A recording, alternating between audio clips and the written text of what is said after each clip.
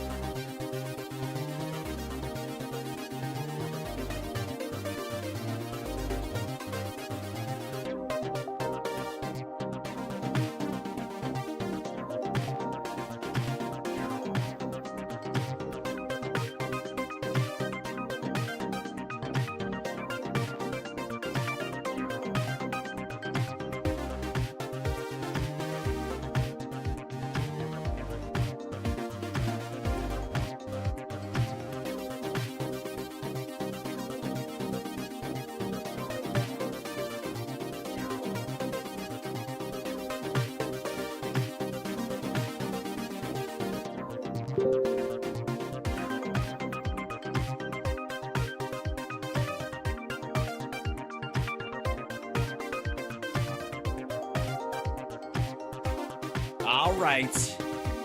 Getting going. I think, will this work? I don't know. Hold on. Nope. It just doesn't like it. Why not? Yeah. Super weird. I'll figure it out. Anyways, 3, 2, 1, let's go. Hi, everybody. Welcome to the show. Hello. How you doing? Good to see you. What's going on? It's just, it's one of those days. Can you hear me okay? Is it everybody all right? How you doing? Chat room, let's just say hi to you guys right away. Hit that like, subscribe, etc., etc., etc. Happy Tuesday. It's a lot of good stuff going on. Trump was hit with a contempt citing today, and yours truly has a printout, and I've been making some notes, if I may. My teachers in middle school and high school would be, I would say they'd be happy that I'm, doing my homework these days. But honest to God, they'd be fucking amazed. There's a couple of things in here. And again, this is the people of New York against Donald Trump. Hold on, let's see if I can, it's too bright for you to see. All right. There's some sweet stuff in here. I thought I would just do a little reading from some of the wonderful in here. Now, a lot of it's not a surprise. Some of you may have heard some of this stuff already, but I would like to say right out of the gate that there's some nuggets in here that I just think people should enjoy. There's certain words, I would say, that stood out to me in particular. One of them is like when Trump starts attacking witnesses.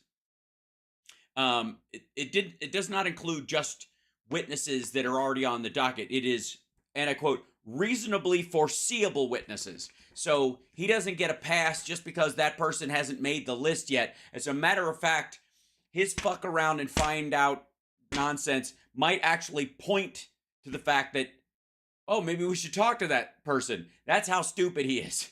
That they're literally, the judges, trying to keep him from attacking people that might ultimately be reasonably foreseen to be a witness. But also, if he starts attacking someone and even mentions this case, there's a chance that the prosecutors are like, maybe we should talk to that person. and you're saying, how could he be that dumb and draw attention to people that aren't already called? Or yes, he's that stupid. He was sleeping in court again today and bitching about how cold it is. We'll deal with that in just one moment. But now, one of the interesting things about this is that it makes rules. It makes very distinct what the rules are about who he can fuck around with before he starts to find out. And it says specifically here, making or directing others to make public statements about, one, counsel in the case other than the district attorney. So he gets a special carve out. He can shit on Alvin Bragg all he wants to. He can't name the direct prosecutors because they're doing the job that's been assigned to them. But he can fuck around with the DA all he wants because that's an elected position. So he's given, I'm not allowed to talk about Bragg. In that moment, he's talking about Bragg. And secondly, yes, he is. And thirdly, fuck off. So members of the court staff, district attorney staff, all the people who have to do their job to keep their job, right? Now, there were 10 counts on here. These guys right here. These are the counts, right? Most of them are on, similar days. It was the April 10th, 13th, 15th, 16th, and 17th. These seem to be the days he was most triggered, or that they went, all right, let's knock it off. And a couple of them were Exhibit 1 is Truth Social, April 10th, 10:07 a.m., April 10th, 10:48 a.m. So, probably, I don't know, there's probably 16 tweets or truths or sinkholes in the middle of that. And then April 13th, 12:56 p.m., April 15th, 9:12 a.m., 10:26 a.m. On his campaign website on April 13th, or April 15th, rather, where there was no timestamp. And April 16th, 1:50 p.m. and 7 p.m., so basically lunch and after court, and a repeat of a repost of one of those posts on April 16th. And then April 17th at 5:46 p.m., which is basically him coming out of court and being all mad. So, awesome. There are a couple of things that are very distinct, and I would like to remind the world that reality exists, whether or not he fucking likes it. By the way, hit the like and remind everybody we're live, because people may have forgotten that I'm here, because my schedule's been weird lately. So, hit that thumbs up, and if you're on Facebook, please give me an angry emoji. It draws a crowd. All right. Also, patreon.com/HouseSparks. Here we go. So, one of the little details that's down here in the bottom of this little guy right there, it's down in this part, which is very, very readable. Sorry, I was pointing the wrong place. Right here. So I've underlined a little piece right there. Okay, what that says is, he argues, talking about Trump, for example, that reposting another's post does not violate the expanded order because, quote, the words are not his own, but those of someone else, that he believed reposting was free and clear. That dog won't hunt. Because the people of the court, blah, blah, blah. He goes, but he did not willfully violate it because he was attacking Stormy Daniels and Michael Cohen. Okay. The conclusions of the law, however, which is this part, states otherwise. A lot of legal quotes in here, but there are a couple of things about this that for them to find that he's in criminal contempt, and they did, right? 10 times, $1,000 a pop. They must find that the existence of a lawful order expressing an unequivocal mandate. That's the expanded order. Does it exist? Yes, it does. Check, please. Satisfied. Number 2, A violation of the order has been, they've got to show that there was a violation, again, and 3, that it was made with knowledge and is willful, and that a party may not challenge a court's order by violating, basically meaning you can't just act like you don't know where the line is and keep trying to push the line, which is what Trump is absolutely doing. He's a fucking toddler. Oh, thank you so much, JD Christie. Yes, reminding everyone to subscribe and share the show. We got to get our numbers up. I've been slacking lately. Now that said, where's the other part? Okay, the decision. The court rejects defendant's arguments, what little argument there is, and finds that the people have established the elements of criminal contempt beyond a reasonable doubt. As to exhibits 2 through 10, this court's expanded order is lawful and unambiguous. Defendant violated the order by making social media posts about known witnesses pertaining to their participation in the criminal proceeding, and by making public statements about jurors in the criminal proceeding. And in doing that, he was talking, one of the dodges he was using was, I didn't say that, Jesse Waters said that. Which, by the way, if you want to look like an asshole, quote Jesse Waters trying to show how right he is about you, and then try to lay it off on him afterwards. I mean, I think you can stop it. Quoting Jesse Waters makes you an asshole in this, and I'll get to that in a second. Okay, so his point was, I just reposted these things. These aren't my ideas. These are other people's ideas. I just happen to agree with them and want people to see them. And one of the ways that the judge defends this is that he quotes Trump. And I'll read the quote. You can't see this, but I want you to know that the words are actually there. Here goes. Okay. The prosecution put these in as exhibits to explain that when Trump reposts something on Truth Sinkhole, that he knows it's about getting it out to more people, and therefore it might as well be his words. The whole point. Okay, and they had a couple of these other ones. They had a quote from him at an interview, I believe. But then one of his posts says, "When I put out a statement, it is spread," that's in all caps, "all over the place, fast and furious. And this is all in quotes. Everybody seems to get whatever I have to say, and quickly, really loudly." And then that's all in caps. "And if it didn't work or purportedly get the word out, I wouldn't use it. But it does work, and work really well." And by the way, and it's does work and works really well, because it's plural action versus the verb. Just an asshole. Anyways, so it is counterintuitive and indeed absurd, this is the judge's ruling, to read the expanded order and to not proscribe statements that defendant intentionally selected and posted to maximize exposure, meaning that it is him saying something, and it is him making someone to say it, in that he is using this platform and he is posting it himself, and he is borrowing someone else's words to get it out to further people. Therefore, he's putting his stamp of approval on it. It's fucking ridiculous. Otherwise, super, obvious. Turning next to defendant's post, in which he purports, this is the interesting part, he purports to quote Jesse Waters. Exhibit 10. This is not a repost, but rather the defendant's own words. Mr. Waters uttered a statement which defendant altered, placed in quotes, attributed to Mr. Waters, and posted. Meaning, he didn't just cut and paste what Jesse Waters said. He basically made his own Cliff Notes version of it and put up there, which makes it, surprise, surprise, your words. And so it was Jesse Waters' shitty writing or just inability to say something in a concise form and not be a rambly dickhead that got Trump in big trouble. Okay.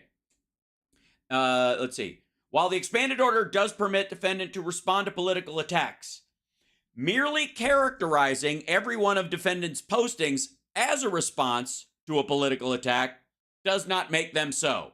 So just because this fucker calls it, I'm just punching back against political attacks, doesn't make that circumvent the rule, because you could kind of say it about anything because you're in the middle of a fucking campaign. Don't be a dickhead. So my favorite little bit to this, and that I've not heard this phrase before, but it is one of my new favorite phrases. He goes, "To allow such attacks on protected witnesses with blanket assertions that they're all responses to political attacks would be, and this is the part I like, an exception that swallows the rule. Now, I got to tell you, I dig that. The exception that swallows the rule just sounds so poetic and Moby Dickish. But also, the expanded order does not contain such an exception, so this will not apply to you. Okay, so punished and ordered, $1,000.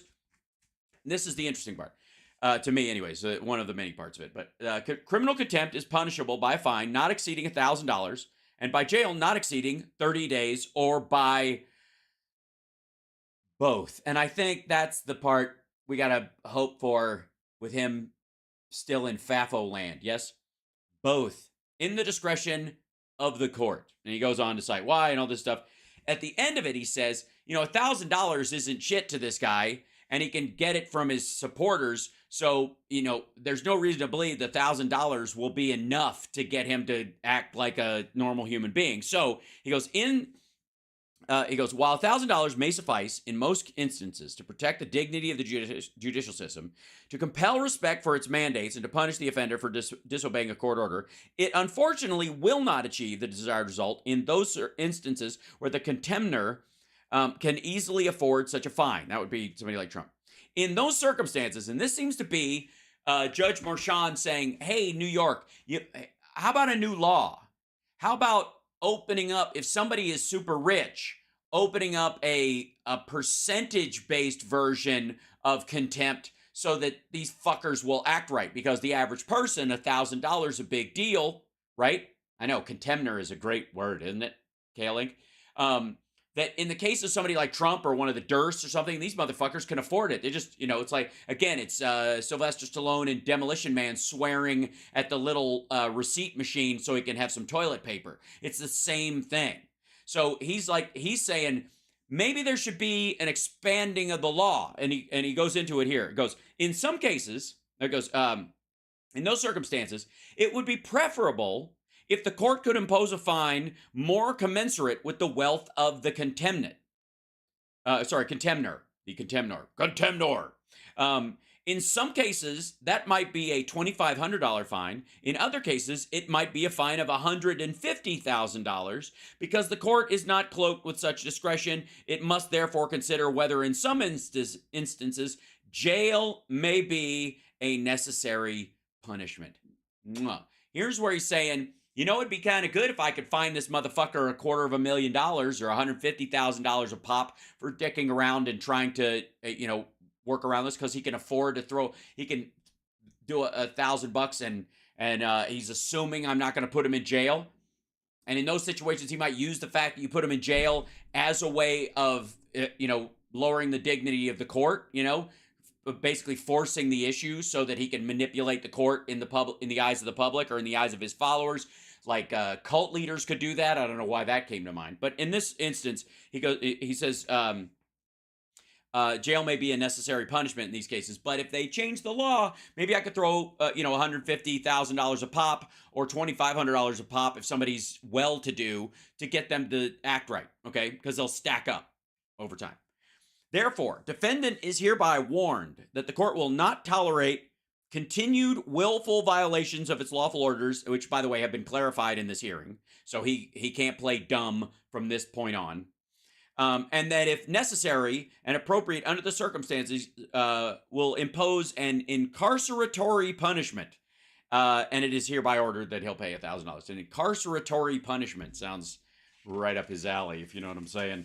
And then there's the judge's signature, and it's in blue ink. Look at that. It's like I have an original copy. I won't sell on eBay. So anyways, anybody else making notes on court rulings this afternoon, just in your spare time? Just me? Guess so. Hi. So hello, everybody. Welcome. Thank you, Linda, for the like. Thanks, Thomas, for the like. Blues Lovin', thank you for the bits. You're all the bits. Erica, thank you for sharing. Yes, share the show out. Let people know we're here. That always helps. Ray and Erica, thank you so much for the likes. Hit those things and let me know you're there and all that stuff. And we have a lot to cover today. Obviously, the start would be this shithead coming to court. We'll just clear this, clear the decks right away. And I got to say, like, The fact that he has his attorney in tow and that the guy just looks increasingly fucking miserable, because I got to say that if I was in a situation even close to this, to the point where I had to have an attorney standing next to me, because that attorney's job would be, hey, if I tap you on the shoulder, that means cool it, right? That seems reasonable. Yeah, you pay somebody, to give you legal advice, even if the legal advice is like, hey, boss, you're gonna screw up what we gotta ixnay, right? That would be valuable. All this guy could do is stand there looking increasingly more miserable as this asshole digs the hole deeper. The problem, and this is the curious part, and this will be a question for the judge that relates to this in the future, that if you can't control your client or you refuse to, if you're, you can't control his posts because he's not in your presence. But if he goes out there and says this shit in front of these cameras and you're standing right there and you don't advise him that that's a violation right there, then aren't you on the hook for his $1,000 in his 30 days? Aren't you his legal sidecar in this situation? Now, I don't doubt for a second that Trump would dump that. Like, I'm not going to, he should have told me, he was standing right there. So if you're an attorney and you actually give a shit about your future and you're standing next to Donald Trump as he's about to violate these things, understand he's going to throw you under the fucking bus. Okay? So I would be aware of that. And also the judge should also be aware of that and go, I noticed that in this particular instance, the prosecution has brought up to me that you were standing right next to him while he said this, and it is your job as his legal counsel to make him aware if he steps over this line. And if you do not do that, then I'm going to hold you in contempt because you are not servicing your client in this situation. He might just be a fucking moron. And if we could throw him in jail for being a fucking moron, he'd have been there since 1983. But since being a fucking idiot isn't illegal yet, you're his stunt brain in regard to what legally he could do. So I'm going to throw you in jail. I'm going to give you $1,000 fine every time he does it. And if I find out you're billing him for it and he's like, I'll pay it, whatever, then you both go to jail. How about that? All right. And this is 8 hours ago. So this is this morning when he was coming into court, my time, 6:30, 9:30 Pacific. So, yeah, I think this is him coming in, fairly certain. So here we go. Jonathan Turley, Greg Jarrett, Andy McCarthy, Dershowitz. Oh, hold on one second. Let's back the fuck up. First of all, Andy McCarthy was on the news yesterday, I believe, saying that this case looks worse than he thought. So Trump is now bringing him up, I think, out of maybe just out of muscle memory. Jonathan Turley, Greg Jarrett, Andy McCarthy, Dershowitz, every single scholar, Mark Levin, the great Mark Levin. Yes, the great Mark Levin, who officially, by the way, has the angriest dumb takes on this. They're almost indistinguishable from Greg Kelly or Glenn Beck's dumb takes, but Mark Levin is just like an angrier, pissier version, bitchy, whiny version. Had a whole show on it last night. Said that this is a disgraceful case. Wow. A disgraceful case. I agree. You're a disgrace. The entire thing's a disgrace. Fucking around on your wife while she's got a newborn at home. Kind of a disgrace, I would think. Hiding it from your voters because you're afraid they won't vote for you if they know what you're like. Disgrace. Also, hanging out with Jeffrey Epstein for over 2.5 decades and wishing his madam who corralled underage girls for him well as she goes through her legal troubles. Also a disgrace. So, I mean, you're an expert. It's a disgrace to the New York state and city court system. I mean, it's hilarious. I don't know, disgrace. And all of the cases are, frankly, all of them. Yes, all of the cases across the country, no matter where they are a disgrace to the New York judicial system, especially Georgia and Arizona, where, and of course the new crew just filed a lawsuit around that $50 million that I brought up a month and a half ago on the show. You're welcome. You probably saw last night that Jack Smith got caught with his hand in the cookie jar. No, I didn't. I mean, I honest to God, I would have gotten him fresh baked cookies if he wanted some. It was released late last night, and it's a big story. It's a big story that he got his hand caught in the cookie jar. The cookie jar story. I remember the cookie jar story. You guys remember the cookie jar story? Real quick. I don't want to give this asshole any advice, but if you're trying to get out of something as serious as a classified documents case, and you think you've got some sort of dunk on the people that are going against you or whatever, you're it be the prosecution or witness or something like that, I wouldn't just kind of say hand in the cookie jar story last night very big and just leave it at that. I'd be pretty fucking detailed. Yeah. Because honestly, now my entire chat room just wants cookies, I think. Is that right? Everybody? Just who wants cookies? Everybody? I think we're all waiting. Yeah, it takes a second for everybody to catch up. Hi, Lady K. There you go. Oh, cookies. There they are. Yeah, cookie. Oh, Jack's jar. I like a cookie. See? Now, see what he did? Doesn't work. This is not how you get your way out of a case. Cookies. He's such an asshole. The documents case is a hoax. No, it's actually happening. A hoax would be like a mirage, something that's not actually there. This is there. You're going to have to fight it. The case isn't a hoax. You can say their evidence is fake or something, and then you go. It's super easy. Then you go into court and you prove it. Created by them for election interference purposes. And so that one looks like it's going asunder. It's going to sunder. To sunder. To sunder. Hold on. I don't know what the fuck that was. It's going. You mean asunder? Shit. Oh, this is the volume on it. I see. Hold on. Documents case is a hoax created by them for election interference purposes. And so that one looks like it's going asunder. Going to sunder. That's what he said. Not asunder, which is an actual word. Going to sunder. Yeah. Also, I'd just like to point out, I don't know how he managed to fall asleep in court with this much energy at the top of the day. He must have crashed hard. Because, I mean, guy's bouncing off the fucking walls. A brilliant judge saw some facts, and I haven't read what was revealed yet. It just came out. A brilliant judge read some facts. I haven't read what came out. It's just came out. But the document hoax is indeed, it is indeed a hoax. The whole thing is a hoax. All of them are hoaxes. It's just say hoax. Just say hoax. Hoax. Hoes gotta eat.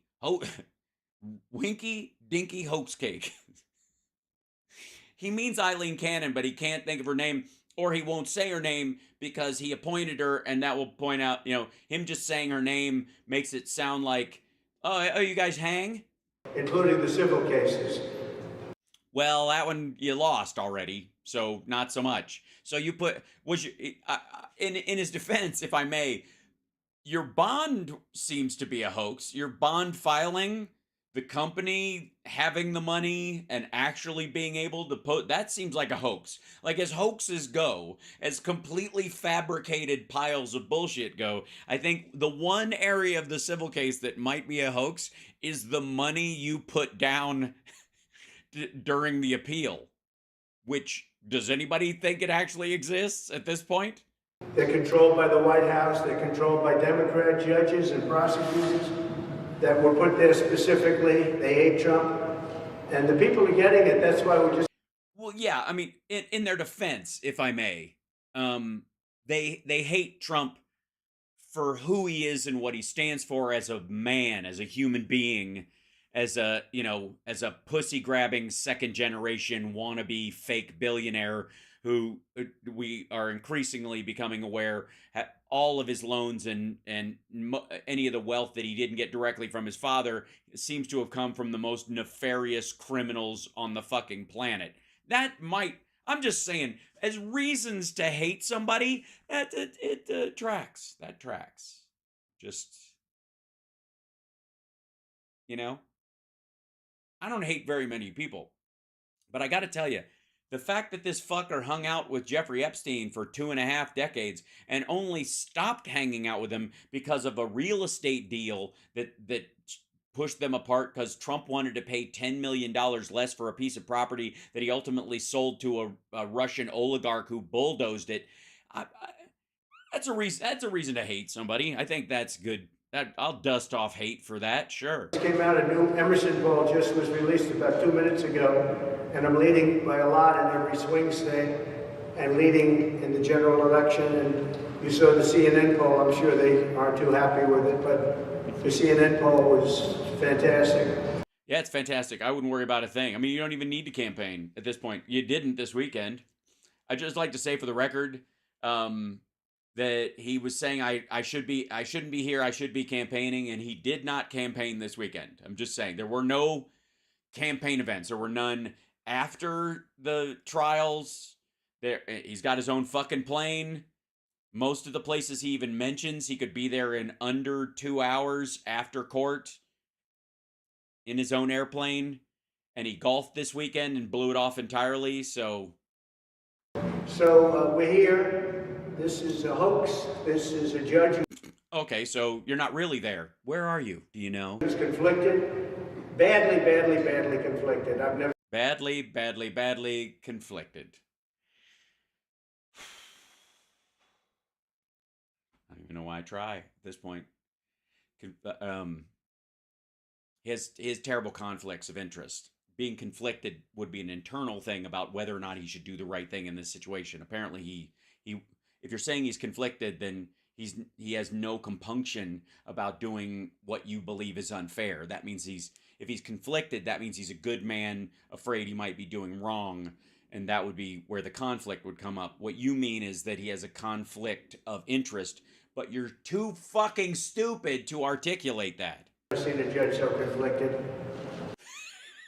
He's just doing it to me. He's just doing it to...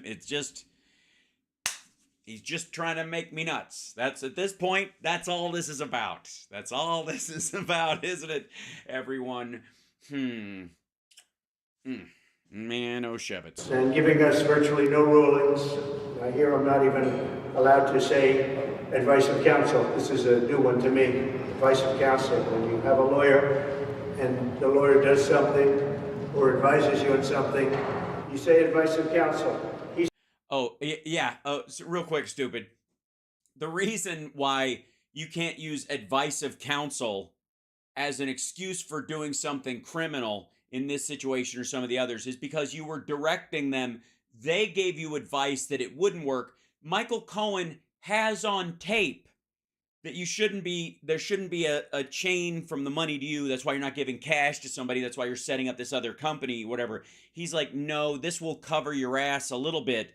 But you were saying, why don't we just rob the bank? And he was saying, no, we'll hire some other guys to rob the bank. They'll drop it in another place, take their cut, and we'll get ours later after the heat dies down. That doesn't qualify under advice of counsel at all.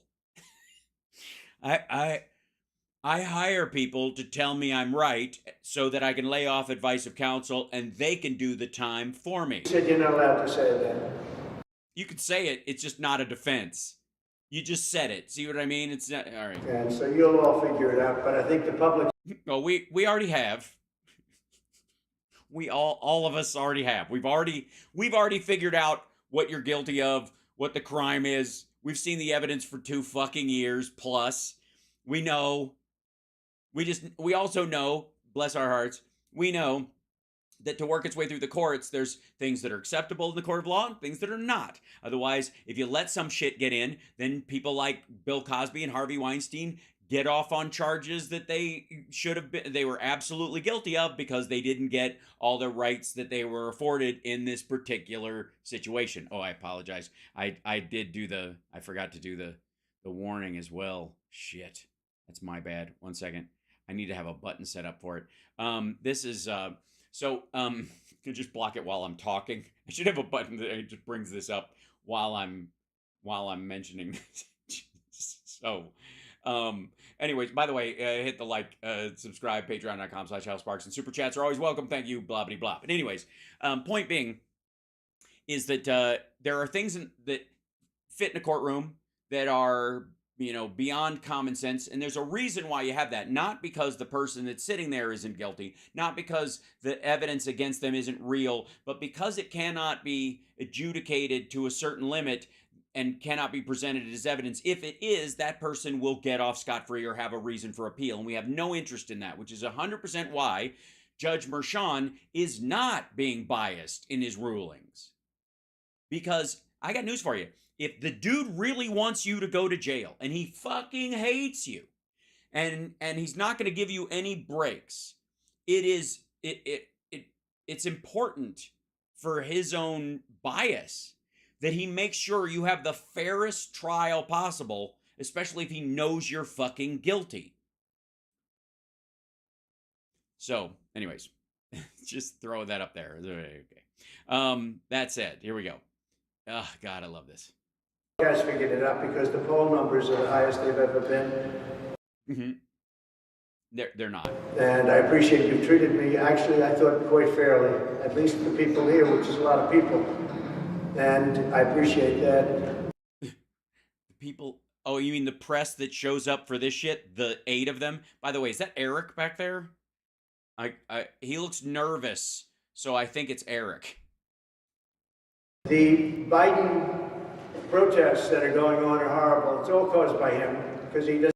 The Biden protests are horrible. So Biden's the reason the guy set himself on fire because of New York University being all mobbed up or something. Or you mean on campuses that? So Biden, let me get this straight. Biden is giving aid to Israel and the Palestinians almost in equal measure in the process of building a pier to bring resources to the Palestinians, is insisting on Israel acting better than they are, and he's supplying them with arms so that they can protect themselves from incoming missiles from Iran and Hezbollah and Hamas and Islamic State and all this stuff. And Joe Biden is doing that, all that shit. He's juggling that shit and trying to have a balanced approach to one of the most incendiary bullshit fights going on in human history forever. 2 groups fighting over a pile of rocks. Ultimately, he's doing all that shit. Joe is doing all that shit so that he can create these weird little pro-Hamas encampments, yelling "Death to the Jews" on the Columbia grounds and Yale and other schools. He's doing it. He wants those to happen.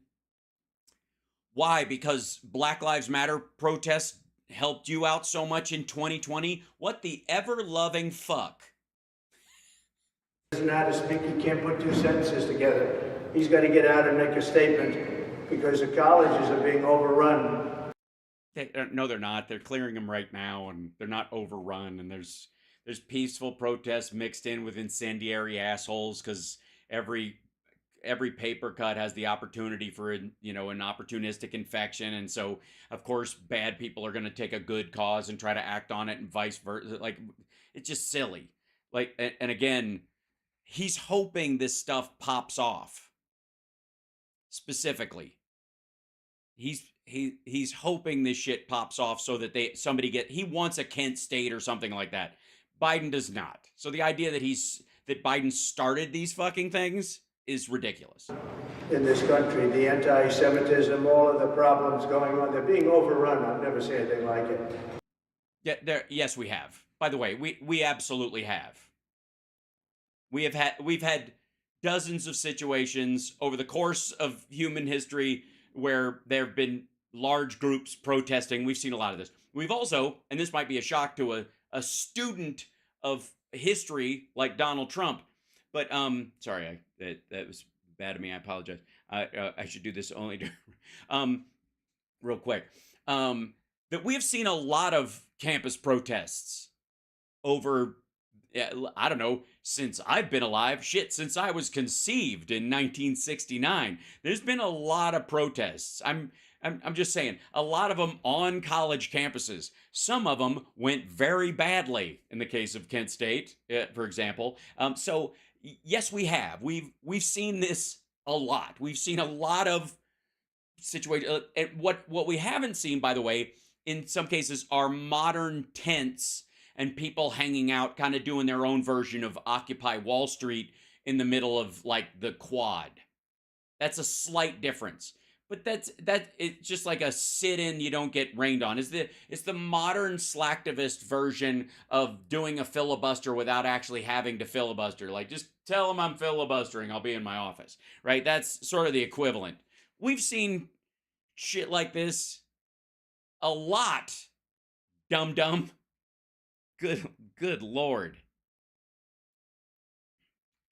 He said he ran because of Charlottesville. Well, if the people that... What? Why? Hold on.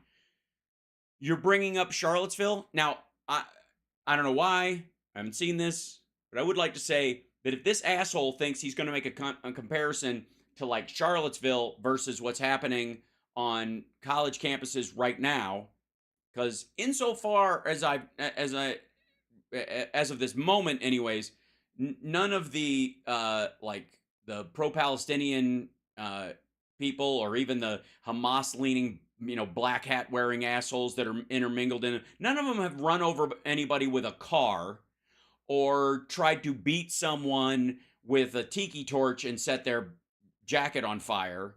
Yeah, none of that. So the comparison up to this point, especially, is no Charlottesville. When you extend the statement, it's a big hoax. What they say was said, and they understand that. Okay, what he's talking about there is it's a big hoax that he said there were good people on both sides, which he did say. And by the way, what he meant was the people like from this idea of that somehow, and the people that didn't want the Robert E. Lee statue to come down, that they were daughters of the American Confederacy or whatever that shit, like those groups, they didn't want that. They weren't there. The Charlotte's guys walking around yelling, "Jews will not replace us," were. The idea is that those guys, the khaki wearing Patriot Front assholes that marched on Charlotte and who were violent and intending to be so, and were trying to scare the shit out of everybody, especially Jews. And again, such an odd thing. I think that was, for a lot of us, that was the one part that made everybody's ears perk up, specifically, was them yelling, "Jews will not replace us," right? That Trump was saying there are good people on both sides. And what he tried to do was say later, essentially, that, well, there were old ladies whose great-grandfathers fought in the Confederacy, and it was their heritage, and so they're good people because they just want this statue of Robert E. Lee, which was put in the fucking 50s to try and, put an end to, like, integration, essentially, that was somehow emblematic of their heritage and that deserved to be there, and that, it was like, garbage. 100% garbage. Bullshit. And what he wanted to do was use them as cover for the fact that he and Stephen Miller and Jason Miller and all the Millers that are in his fucking cabinet and all those assholes and Sebastian Gorka and all those assholes absolutely support those khaki wearing dickheads who are holding tiki torches yelling, "Jews will not replace us." Just to clarify. And Charlottesville is peanuts compared to what you're looking at now. This whole country is up in arms. No, they're literally not up in arms. Up in arms means guns, stupid. And that literally they aren't. They're literally, you know what? Maybe in his defense, he thinks up in arms means someone leaping into the arms of somebody else. You know what I mean? like Charlie Kirk leaping into the arms of Gavin McGinnis or something like that. Maybe that's what it means. But no, this is not worse than Charlotte. A woman was killed. Other people were physically harmed in fights. No, this is I gotta say, considering the depth and complexity of the issue that is being protested and all the back and forth, it's shocking it isn't more violent. And I think the main reason is because the protesters right now are either the doughiest or the skinniest protesters I have ever fucking seen in my life. I think all of them, you know, if there was a potential for a fight, it'd be about, they'd be fighting over anxiety meds at this point. There's no version of those groups right now that we're seeing. We're like, oh fuck, if these guys start doing deadlifts, we're all screwed. It's not going to happen. Also, say what you will about them, none of them are armed specifically because that would be kind of against the entire purpose of what they're saying. You can't defend, yeah, you can't like push back on what you believe is extrajudicial killing by doing some extrajudicial killing of your own, lest you become, oh, I don't know, who can I think of that would have been a good, who would have supported MAGA back in the day, like Timothy McVeigh, for example. That's a good example. That guy, because he didn't like the fact that there was a gunfight in Waco, and that the dude from Ruby Ridge was caught selling guns, and instead of just going to fucking court and going through with it, decided to open fire on the officers that came to serve a warrant. And that back and forth caused a bunch of death. And so Timothy McVeigh decided, well, I'll show them. I'll just park a Ryder truck in front of a preschool on the first floor of a federal building in Oklahoma, which had nothing to do whatsoever with either of those situations, and kill a bunch of innocent people. And again, I gotta say, if there were some people you'd dust off who would be Trump voters, I gotta say, Timothy McVeigh seems like one of those dudes. He seems like a wink and a nod, like Trump's read the Turner Diaries or he's had somebody read it to him. Breaking into colleges, knocking the hell out of Columbia University. I mean, they've breaking into colleges. Okay, dude, they're on the fucking lawn. Boston, Brian, what's up? How are you, sir? Good to see you. Breaking into no, and knocking the hell out of Columbia. What? What does that even mean? What do they punch? They bite the building? They took over. I know the building very well. They took over a building. That is a big deal. Really? Which building did they take over? Tell us the building. The Jefferson building? Say that, Yeah, just which building? They took over. Yeah, they took over a building. It's a building. They knocked the hell out of that building. That building is now what that building got to do? They didn't even ask the building for consent. They grabbed that building by the pussy to borrow something gross from some other asshole we might be aware of. And I wonder if what's going to happen to them will be anything comparable to what happened to J6. No, because none of them are packing knives or explosives or guns or any of that shit. And also, they just kind of got in and sat down. So, yeah. Because they're doing a lot of destruction, a lot of damages, a lot of people getting hurt very badly. Yeah, but you'll notice it's not affecting our elections at all. And it won't. I mean, the school is a private place, might have an anti-squatter law that they can use against these folks, or they can, trespassing rules and all that kind of shit. But, insofar, yeah, as we've been, insofar as we've seen, not so much. Yeah, it's not a federal building. It has nothing to do with the rest of us. If you don't go to Columbia, it's not interfering with your day at all. It's going to be the same kind of treatment they gave J6. Tell you what. If an armed guard is inside protecting people who are in the process of counting votes for our peaceful transfer of governance, and one of them bashes their way through a window with a knife in their bag and punches one of their fellow, I guess, pro-Palestinian protesters in this situation and climbs through that window and gets shot, you call us. You tell you what, just have fun. As soon as that happens, you let us know. Let's see how that all works out. Also, let me know if Biden puts out a show up at the campus of Columbia will be wild tweet or something. I think I can give you the answer right now, and that's why people have lost faith in our court system. So the Biden protests are a disaster, and he hasn't even made a statement because he's not capable of making a statement. Dude, he totally just dunked on you. You were mad that he made jokes about you. He obviously is capable of making. It was like yesterday when they were saying like he's in the basement, like he's campaigning. They just opened up campaign offices in Florida, dumb fuck. I'm still waiting for him to debate. He said on the very lowly rated Howard Stern show, he said very strongly, I want to debate. Well, we haven't seen it, but we would.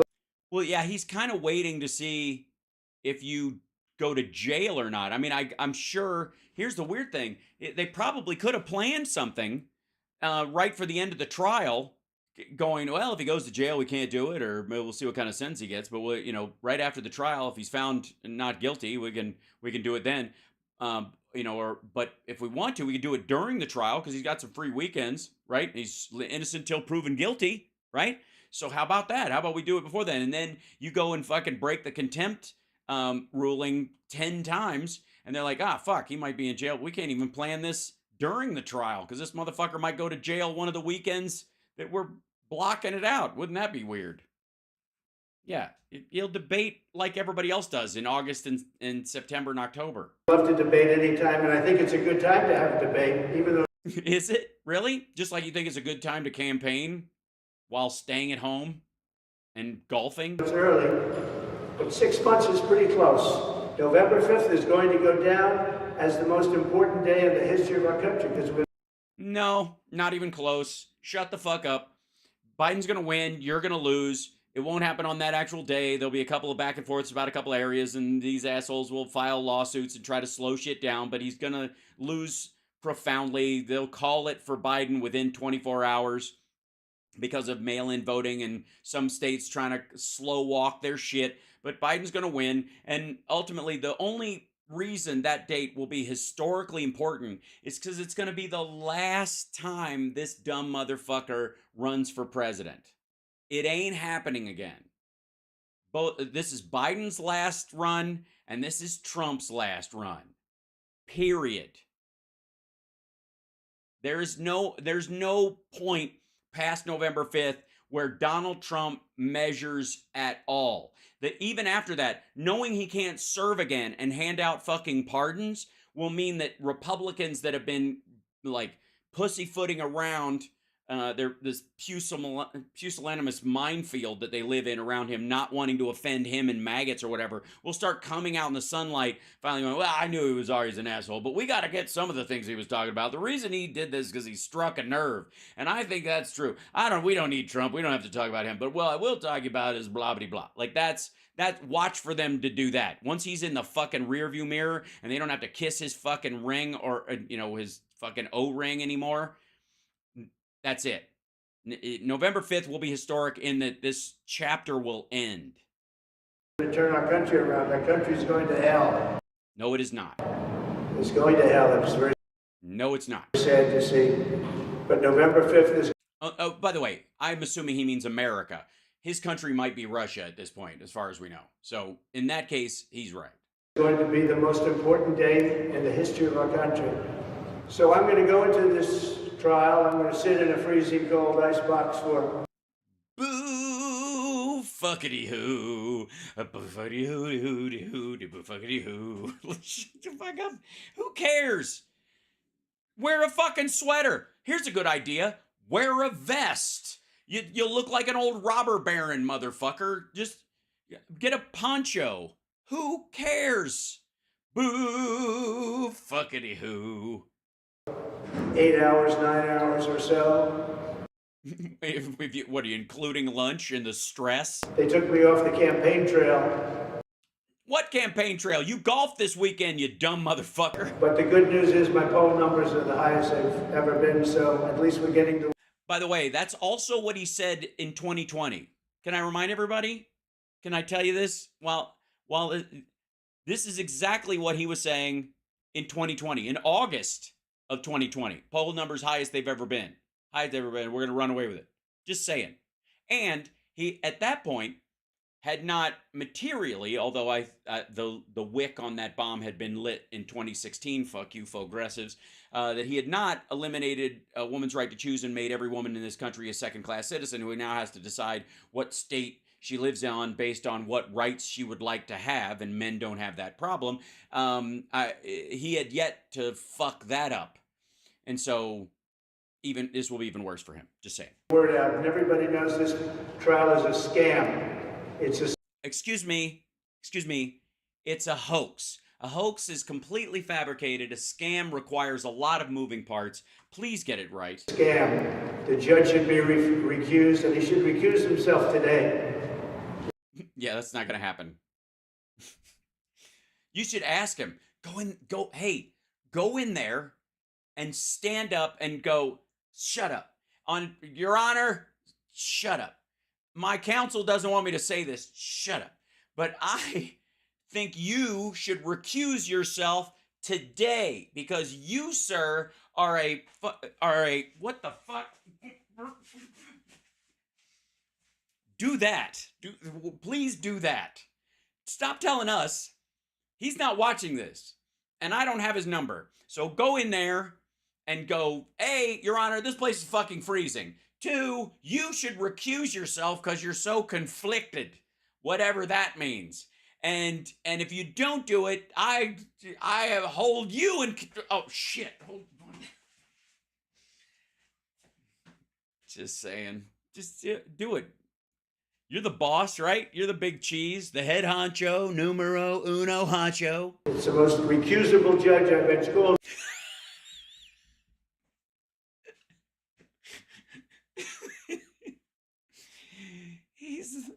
He's, you know, I feel bad for is this guy just trying to say stone face while this motherfucker says recusable.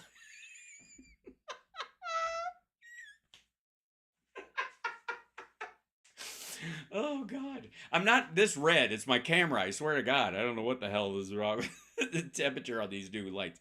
I don't know. It makes me look, sound like Trump. Like, it makes me look orange. I'm not orange, you dumb motherfuckers. Oh, God. This is good. He's the most recusable. Oh, God. All right, hold on. I gotta see that one again, though. Wait 1 second.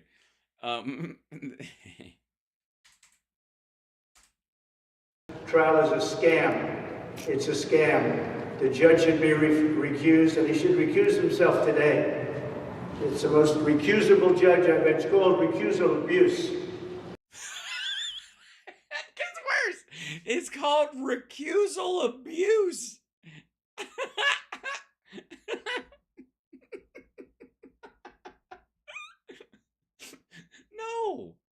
No, it's not. It's not. There's no such thing as recusal abuse. What the ever-loving shit?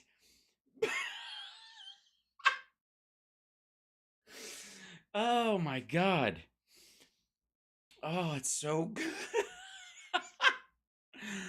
Oh, it's called recusal abuse.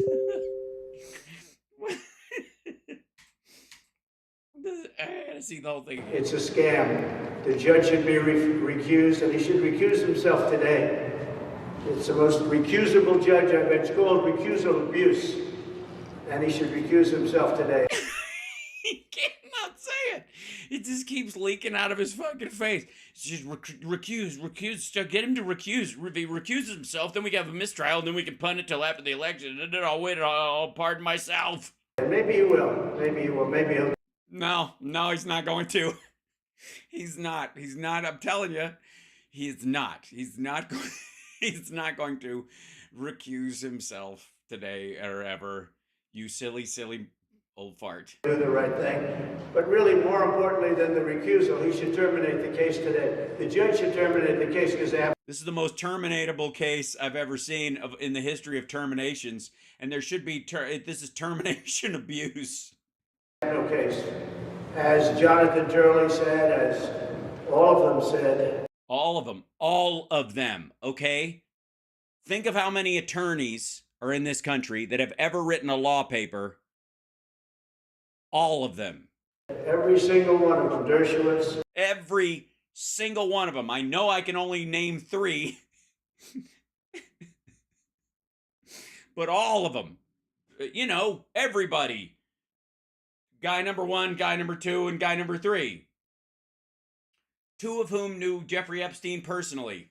So, I don't know why I can't think of any other. Everybody does it. I just can't think of another attorney. Why are all their names except you should at this point, quite frankly, there's so many attorneys in this country, you could just say names if all of them believe this, and you're covered. Graham, Chakowski, Paramahansa Yogananda, Fabrinowicz. Just make up names. If everybody's written it, then you wouldn't have to say Dershowitz a bunch of fucking times and have us all picture this fat, creepy fuck in his underwear walking around Jeffrey Epstein's house in New York. Yeah, say Larry H. Parker.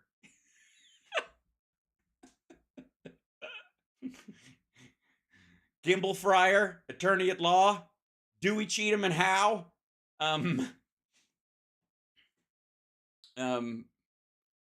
Fred Garvin, male prostitute. Everybody.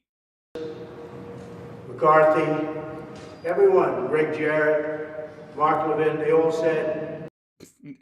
All of them. The guys I mentioned earlier. Yeah. The only guys I mentioned, the guys who voted for me, who always vote for me. This case should be ended immediately. This case is over. It should be ended immediately. No, it's not. It's just getting started, numbnuts. This case is over. Well, then I would, you know what? Put your money where your mouth is, dipshit. Walk out. It's over. You just said so yourself. You can cite these legal minds. Just leave.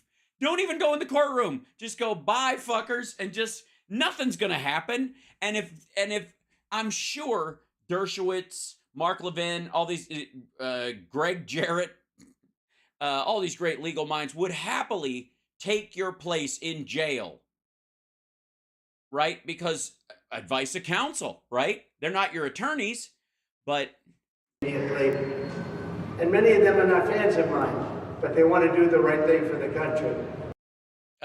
All of them are fans of yours. All of them are Trump butt suckers. Every one of them. So I appreciate you being here. Thank you very much. They're not there because they're showing support, numbnuts. They're there because this is news. Your news, fuckwad. There's a reason why, you know those people that are there? They're there when people leave the courthouse with their coat over their fucking face so the public can't recognize them.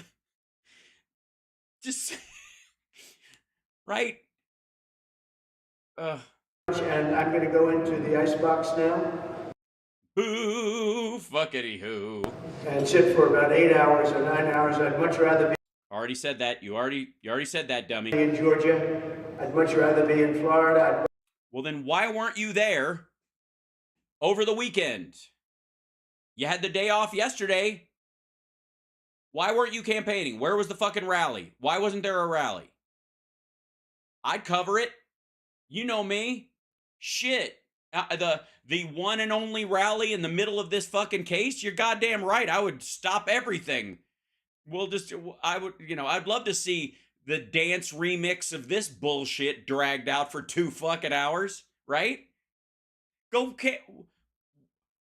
Why didn't you campaign? I don't know it. I don't know what that's about. I still don't get it. I'd much rather be in states that are in play, states that... Hey, asshole, if you want everybody to think you're winning handily and you're way ahead and nobody likes Biden at all, why are you saying they're in play and then saying Georgia and Florida? Why are you saying states that you won handily last time and then saying states that are in play? And also, why are you saying states that are in play and then not naming California or Washington State or some place where, you know, Biden won handily and you're like, we'll show him. Even maybe he'll say Wisconsin. That, I'd like to be able to campaign. Biden's out campaigning, if you call it campaigning. No, I don't call it campaigning. A guy can't put two sentences together unless he's making a joke about you. In which case, he fucking nails it. He can't campaign because every time he opens his mouth, he gets in trouble. You were just found guilty of contempt. You're every time you open your mouth, you've been violating the law. But Biden is out campaigning very nicely. Yes, you're right. He is. He's out campaigning very nicely. I agree. His campaign is, I got to say what you will about it, but it's very nice. It's quite pleasant. That's true. I can't argue with that. I think that's you hit the nail on the head there. Yeah. Biden is out campaigning and everybody's like, this is nice. This reminds me of like politics before that fucking orange psychopath used to run shit. Do you remember what life was like before? I kind of do. You guys remember that? Oh, it was interesting. I think when I start campaigning, he'll stop. He'll go back into his basement. Excuse me, it's the people's basement. You do realize he's in the White House right now. He's the president of the United States. Because you lost. Handily. But I want to thank everybody. You've really been treating me very fair. I want to thank Time Magazine. They did a cover story, which is very nice. And it's actually, there's at least 60%, it's at least 60% correct. Oh, you mean the part where like you're clearly guilty and shit? Hold now chat room. Now he's got me. Now I got to go look. Hold on. Time Magazine, Trump, whatever. News about Trump relishes in return to magazine cover and lays out second term. Okay, that was 5 hours ago. Donald Trump on what his second term would look like. This is time. Oh dear. That's not, Jesus Christ. Hold on. Wait. Fuck me. Hold on. I gotta switch. That, you know, it's bad when I have to switch to fucking studio mode. Turn this over here and yeah, put this on here. And I gotta scroll this up. This is bad. This Time Magazine has this is the picture they chose. I don't know. By the way, I had to put this up to start with, just because. Consider yourself warned. If you have a weak stomach, you're gonna have to leave the room. But he thinks this is a good shot. First of all, a couple of things. One is there's a weird light reflection in his eyeball right there that makes it look like he's got a gnarly cataract. My cat has a cataract right now. Chud has a cataract that looks exactly like that. It looks like there's a booger on her eyeball. And that's exactly what it looks like. It looks like someone flicked a booger and it landed right in his eye. And he's so dead inside that he can't notice it. Also, yes, super orange. Also, he apparently wiped his nose right before they did this. And he wiped off some of the orange.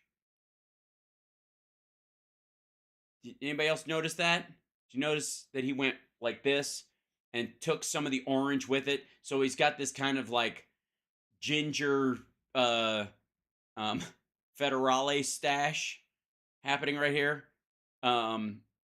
This is it. Also, he's got the fender. There's a lot of ear hair. Nobody's cleaning that shit up.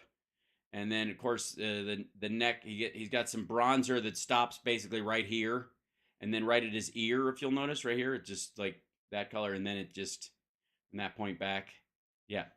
But he's trying to squint because he thinks it makes him look tough. And also they're not showing the top of his head. This is the top of the picture from Time. That's as far as it goes.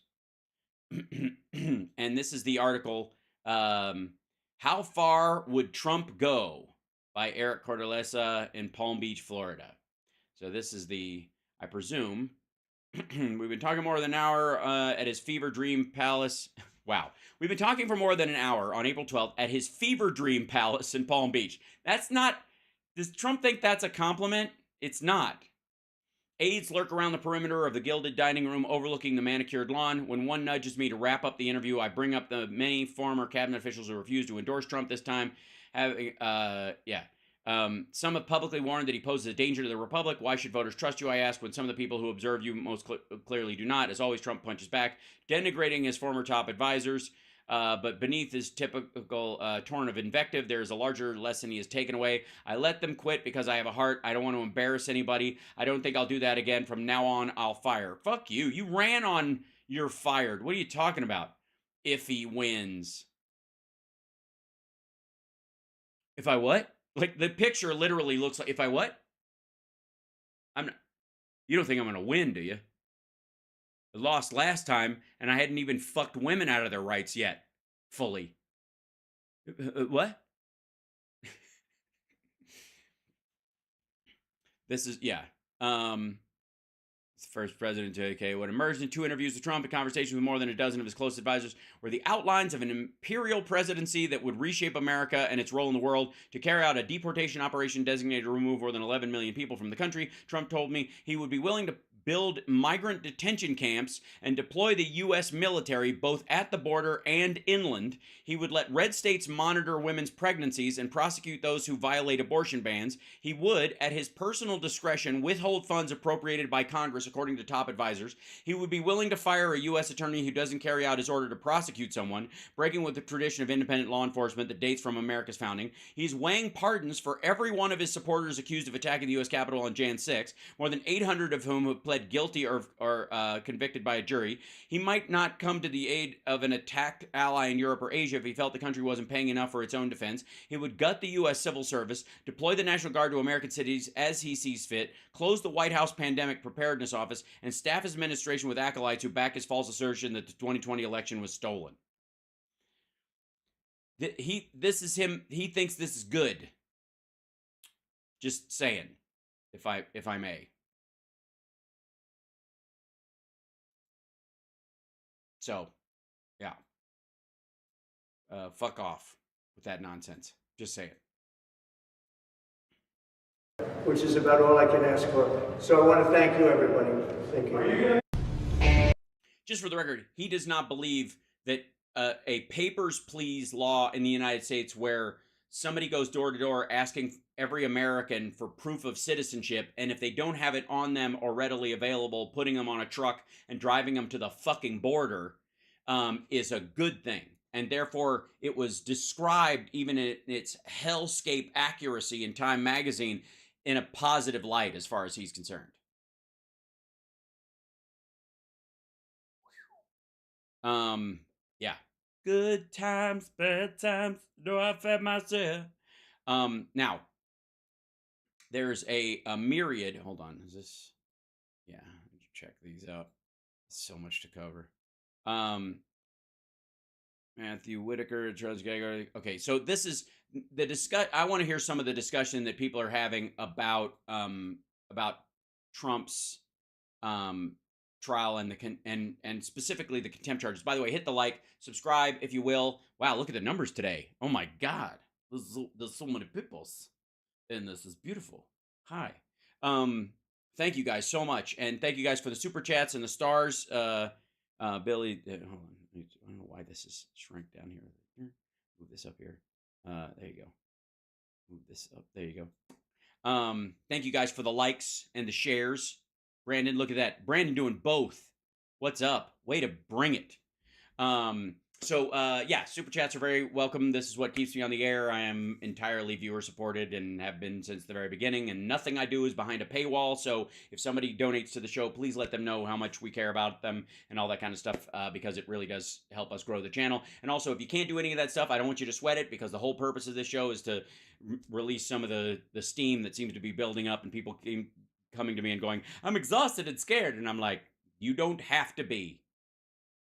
You do not have to be exhausted and or scared. I'm telling you.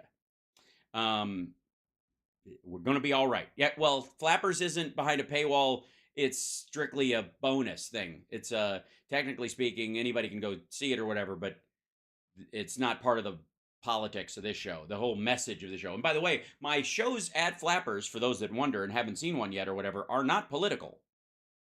That I strictly kind of put all my sort of sociological comedy, as it were, in that area, so we can just talk about that stuff, because nobody needs to fucking drink from this fire hose all the time, especially me, because I do it more than anybody else. Again, I'll have you remember, I started off the evening with showing you the notes I made in a fucking ruling of Trump's contempt charge, and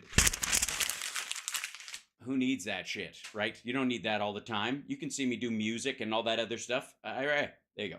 So, anyways, apparently, former acting attorney Matt Whitaker, who is another one of Trump's like toadies that he put in right as Jan 6 was happening, is commenting on this shit, and not surprising because he was meant to basically scuttle the Justice Department when he got in there, and didn't work, so whatever. Former Acting Attorney General Matthew Whitaker is with me. This is just coming at us. The judge... Matt is short for Matthew, not math. I know British people like talking about their mats, but it's not the same thing. ...has fined Trump for 8 gag order violations. 10. That's a total of $8,000. Is there any ruling on contempt of court?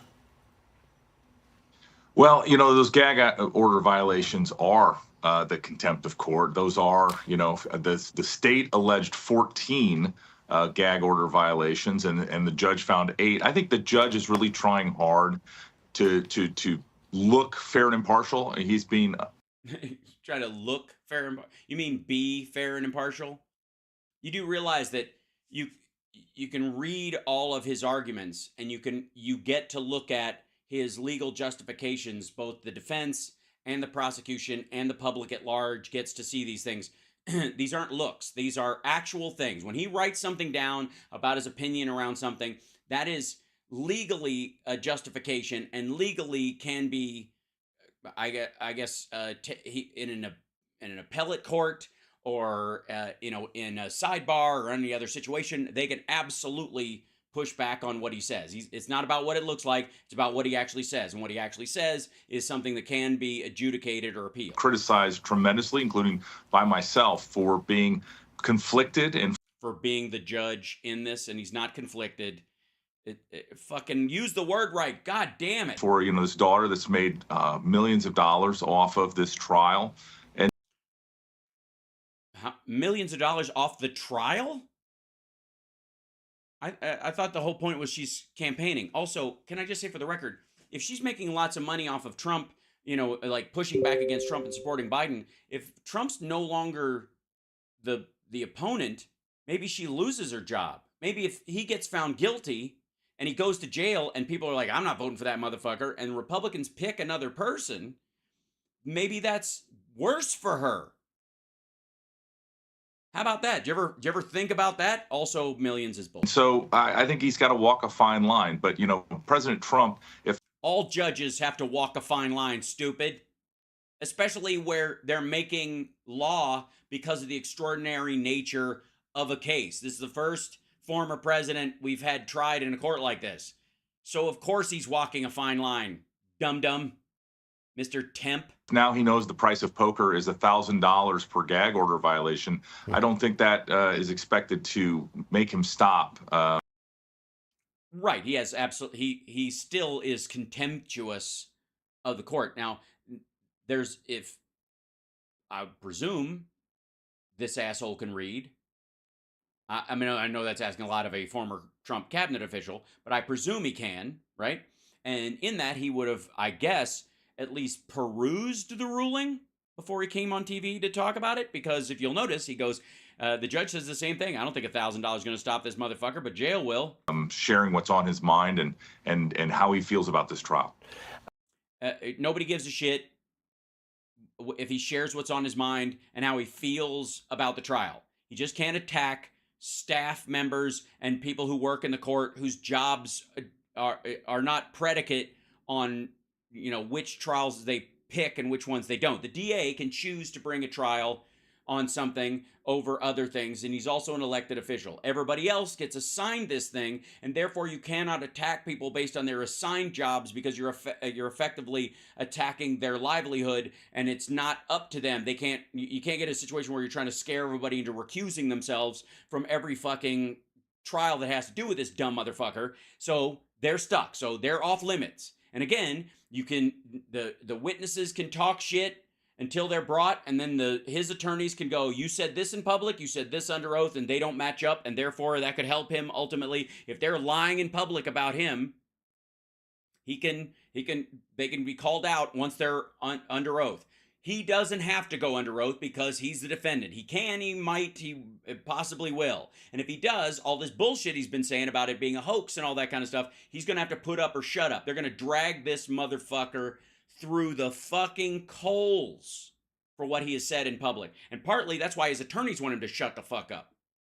I think, quite frankly, judging from how this dude's leaning away from him, he wishes he could switch seats with her and somebody would stick a cork in Trump's ass. Look at this op-ed, and it's from Republicans, Jim Jordan, Nicole Miliatakis, and Jeff Van Drew. I'm quoting.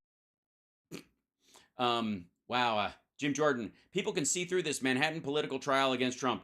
Really? Can they see through Jim Jordan's defense that he never saw the sexual assault that was going on OSU?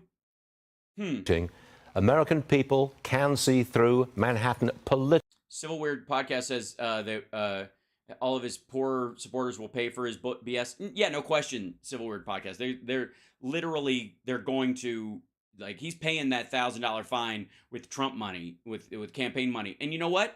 I'm for it. Let's be clear. I'm good with that. That's okay.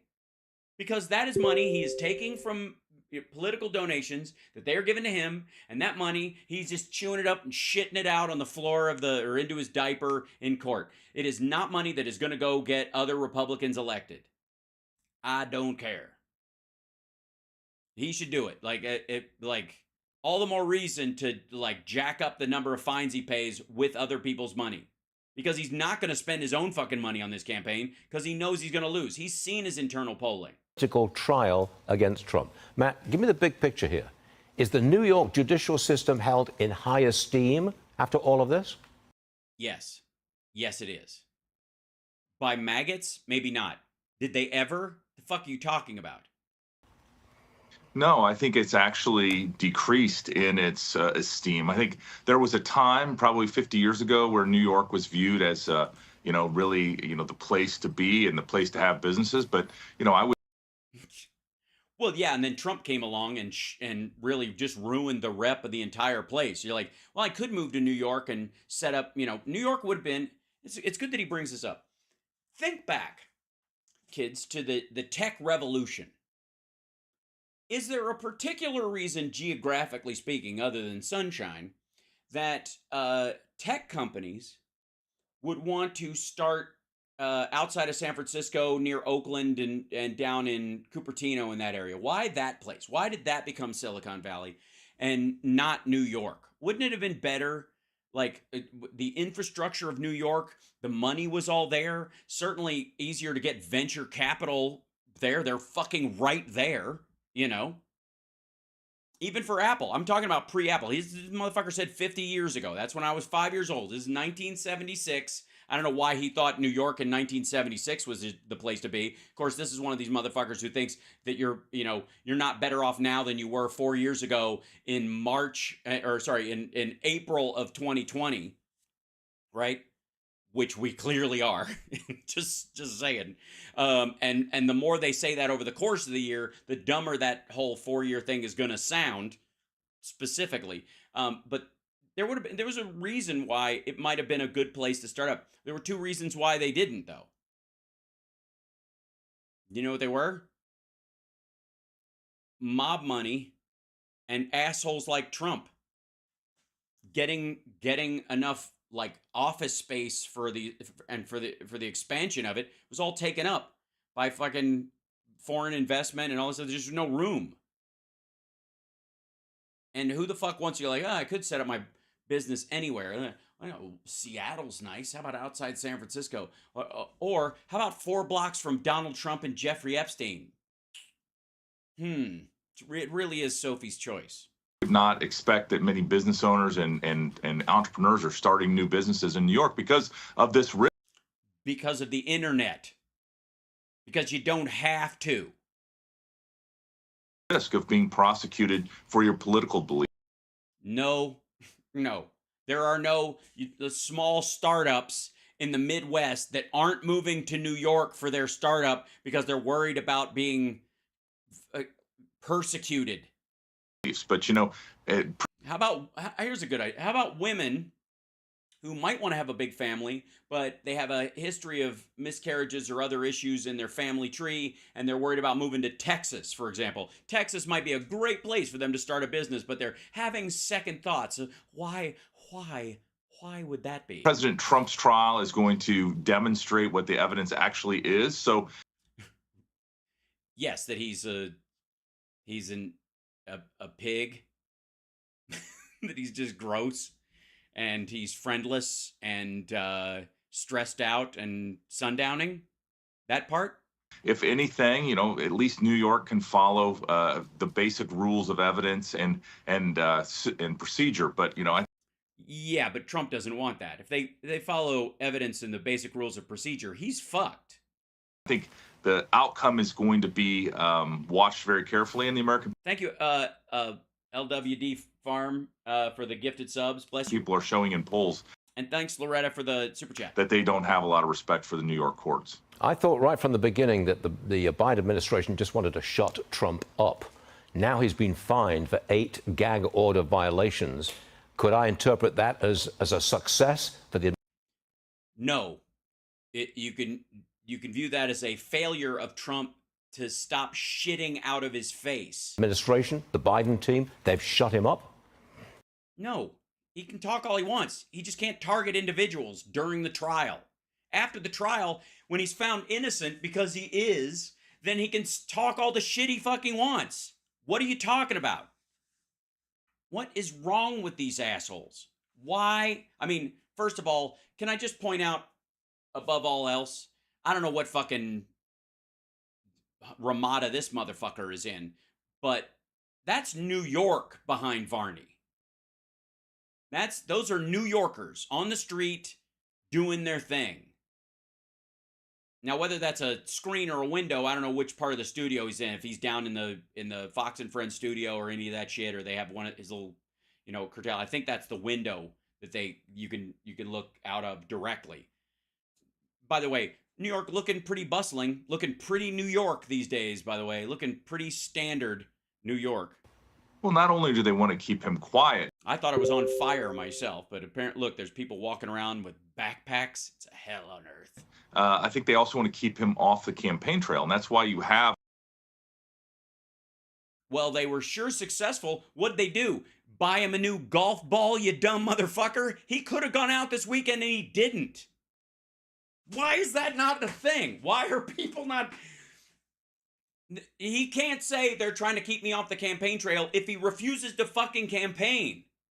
Jesus Christ. You could, at this point, he could absolutely have, and if his followers are as powerful and love him as much as they say they do, he could set up 2 fucking conflicting rallies on a Saturday, in separate places that he could, one early, one late, that may conflict if there's weather or any of that shit, so that he could kill one of them if there's a tornado or there's fucking rain or whatever, but he could still do the other one. The fuck was he doing Saturday? The fuck was he doing Sunday? I'll tell you what he wasn't doing. You know what he wasn't doing Sunday? He wasn't going to church. He was not going to church. You know what he's not doing next Sunday? He's not going to church. You know what he's not doing the Sunday after that? He's not going to church. So tell me why he doesn't have 3 campaign stops on a Sunday. If he's trying to make up for lost ground, then do one in the morning, fly out in the afternoon, go give a 1-hour speech at a fucking fundraiser in the afternoon, and then fly to another one in the evening, and then sleep in, go get into bed at 10 o'clock, get up at 7 a.m. like a normal fucking person on a night like that when you've had a big long day, and then go sit in court and nod off, and nobody would fuck with you for... If he nodded off after he'd done 3 fucking rallies this Sunday, his followers would think, oh my God, of course he nodded off. He was giving it his all this weekend. He went golfing and he napped the rest of the time. Shut the fuck up. And again, he didn't go to church. Why doesn't that bother any of these assholes? I don't know. Why is he... It would be one thing if he misses church occasionally. He never goes. He fucking never goes. He'll post a picture of him in the White House where he doesn't live, in the Oval Office where he doesn't work, with Jesus's hands on his shoulders, giving him a neck rub. Somebody he doesn't believe in, doesn't pray to, doesn't believe he should ask forgiveness from. Right? But he doesn't go. He never fucking goes. Why isn't that more of a story? He golfed, as far as I know, on Sunday. And here's the other thing. If he's an atheist, then he should fucking say so. Calling, I'm an atheist, but I believe the Christian way of living is the best way of living, and these people know what they're fucking talking about, and I just don't share the belief because I haven't been convinced yet, but I'm open to the idea, but eventually maybe they'll be able to talk me into it, but I think they're the best people on earth, and Christians really blah, blah. You could get away with it, and they would be like, he's the fucking man. I guarantee it. They'd still fucking cradle his balls like a pelican.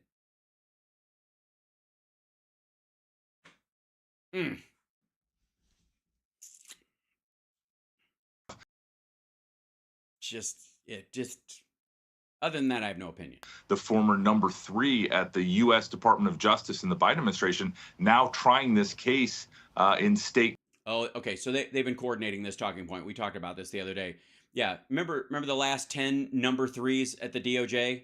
Remember how famous they got? Remember how they made their way into the history books being number 3 at the DOJ and stuff? Why would anybody want to leave such a prestigious position to go work on a historic case and be part of the prosecution team to go after the guy who perpetrated January 6th, sold out our allies, and has been an adjudicated rapist? Why? I don't know why you would give that up. Why would you want that on your fucking resume? Court in New York City. I mean, it is very much the fingerprints of Joe Biden and his political strategy are all over these 4 cases. Okay, real quick. When Trump loses, at the very least, I want these assholes, because this is bullshit, but let's just say, if let's trust they believe it's true, which I don't believe he believes it's true. I think this is a sales pitch, but whatever. That I want when Trump loses and Biden wins again, and Trump is on a hard fade after that and all this, I want these guys to go, hey, say what you will about Biden, but the fucker can win, man. He just does not pull any punches. This guy's a fucking beast. This dude, he didn't let anything slip by. He kicked Trump's ass when he wasn't in office, and when he was in office, he fucking played him like a fiddle. Because if you believe that, you've also got to, these guys can't argue with success. Strewn across the country trying to keep Donald Trump busy, distracted, and off the campaign trail. Right, again, busy and distracted.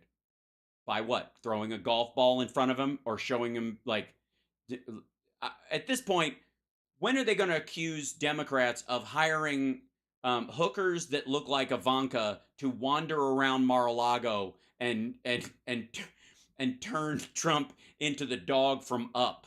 Squirrel! Thank you, Whitaker. Thanks for being with us. As always, we'll see you again real soon, sir. Thank you. Yes, we'll see you again real soon, especially after Trump loses, and you can come and tell us how masterful Biden was in his strategy to get rid of Trump, and it worked like a charm.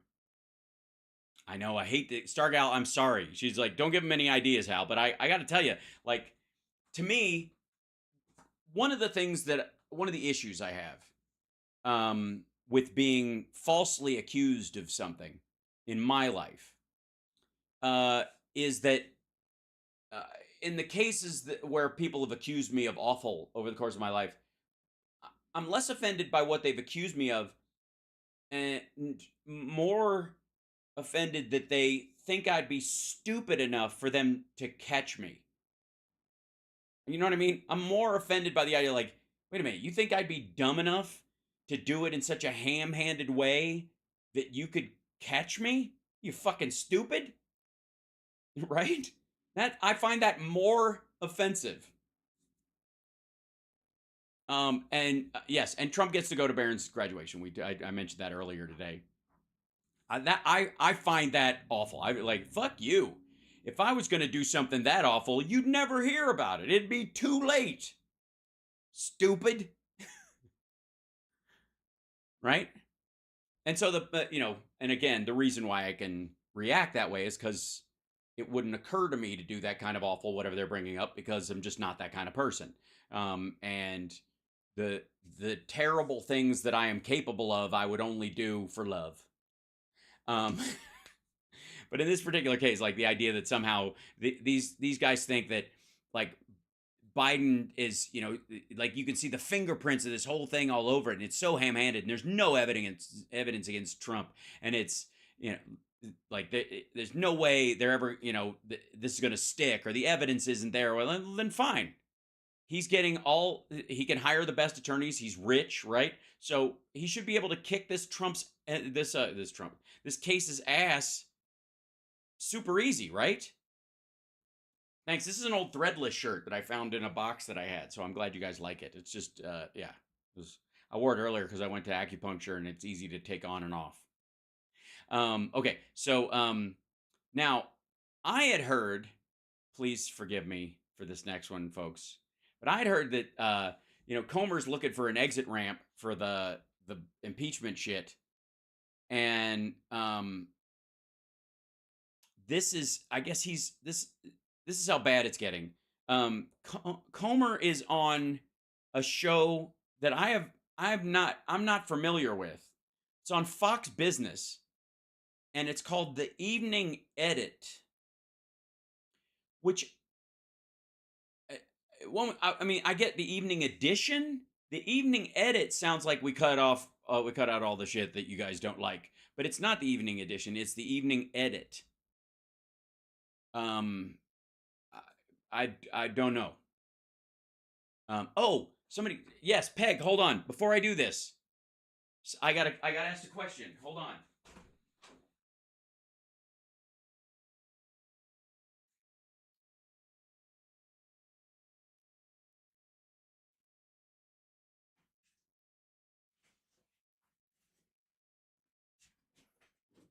Here it is. Get ready. Get excited. Now, I can't speak to how it will react to the green screen, but just know this. This is the silver jacket. It has a pumping station kind of stripe down the back of it. It will reflect a lot of the green. It's this is the jacket from that I was the man with the silver jacket in Aspen, because I could not afford a winter coat and a regular jacket. I had no idea what the weather would be. So I went and I got this jacket on Melrose, and it was boxy enough that I could put a hoodie underneath it and keep myself warm. And it's a lot like a NASA like blanket. It's so fucking warm when you zip it up. So this is it. Yeah, this is why it stood out. This is the jacket itself, and I found it for you guys, and it still looks pretty good. I gotta say, it held up. And I was even smaller then. I was a wee person at that point. I weighed at 135 pounds, fully clothed, soaking wet. Yeah, it's bit like a fire blanket. It's also very boxy. You can see from the sleeves that they're kind of like, it's not very flexible in that regard. It's a little stiff. Like joining us now, House Sober. Hold on, shut up, Greg Jarrety lady. I will make you go away. Let's see. Back up. Where did that go? Back up and expand. There we go. So anyway, so yes. So thanks for reminding me. Yeah, this is the silver jacket from the Man in the Silver Jacket story. So settled. There you go. And it is a little too toasty to wear in here. I'll give you that. So, but it will be here, and I will tell you what. I'll wear it. I'll bring it to the sexy liberal shows, and stuff in case anybody wants a picture with me in it. Because I have another silver jacket I wear on stage because that's my shtick. But this one in particular we love. So yes, it's a NASA approved. I should get NASA put across it in big like red letters. It'd be awesome. It's The Man in the Silver Jacket. Sounds like a good name for a book. Yeah, it's also like be a good Dio song. I'm the man in the silver jacket. Yeah. So, was that too loud? Did I scare anybody's cat? Okay, we're all right. Now, back to. Oh, I didn't realize. Hold on. So I accidentally must have hit play on this. That's Jarrett, right? Greg Jarrett. That's who Trump's been sucking up to, who's been like defending him about this. And I don't know her name, but she's the lady who always looks like someone's holding a small turd under her nose. You know what I mean? She's always got that like, why does my upper lip smell like shit? Why is that? Why would that? Why is it so shit? Why is the shit? Oh, yes. Yes, Mark P saw me in my other silver jacket, which is the one I've been wearing on stage for this tour, which is a lot, I would say, a lot more flexible comedically. So it's good. I'm big on silver. It's just a thing. So nice, Mark P. That's awesome. All right, so let's jump into this. And this is Comer coming on to try and polish this turd. Speaking of silver, here we go. This is it. James Comer. This is more evidence of influence peddling. This is what they got. By Chairman Congressman James Comer, Congressman. Ooh, it's an alert. It's good to have you on. Okay, this new bombshell report out of Politico. It's a bombshell. How is it that Joe Biden's brother, Jim Biden, lobbies Qatar? It's cited. Fund manager indicates Jim Biden was in business with Qatari officials.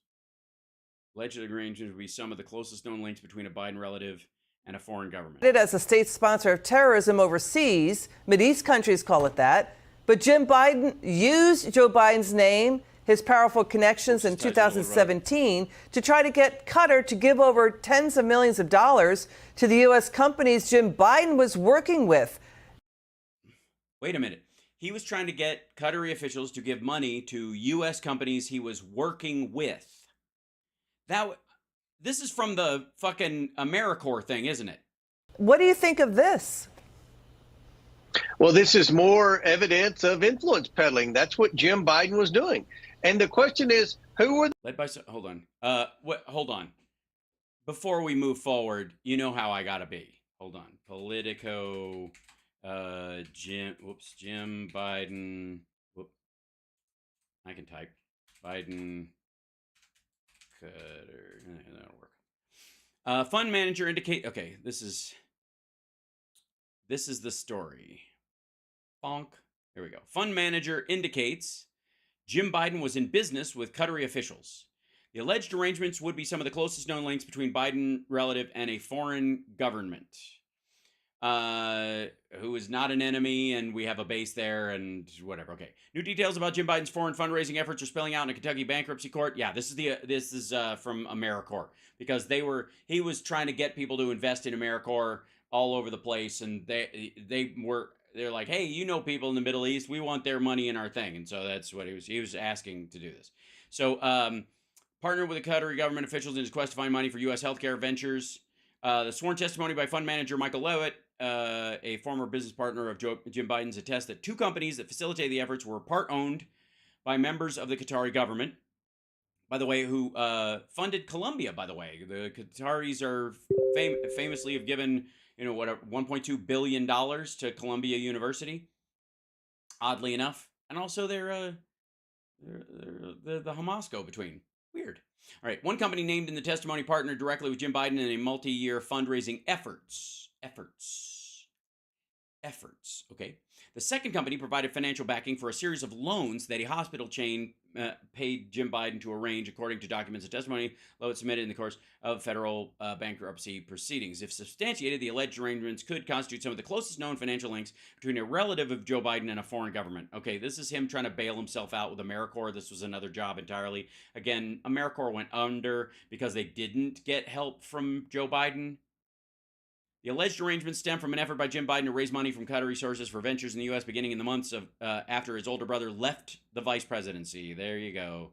In the months after his older brother left the vice presidency. They've done it, ladies and gentlemen, again. They have managed to thread the needle into the only time in my lifetime that Joe Biden wasn't in office or running for office. That literally the window was so fucking narrow. This is the only place it happened. Okay. And it didn't even become, what influence is he peddling? He has no influence. None. He no longer has influence. He's not going to have influence. Donald Trump and Mike Pence were the fucking president and vice president. If they managed to get 2 terms out of it, where the fuck was the influence going to come from?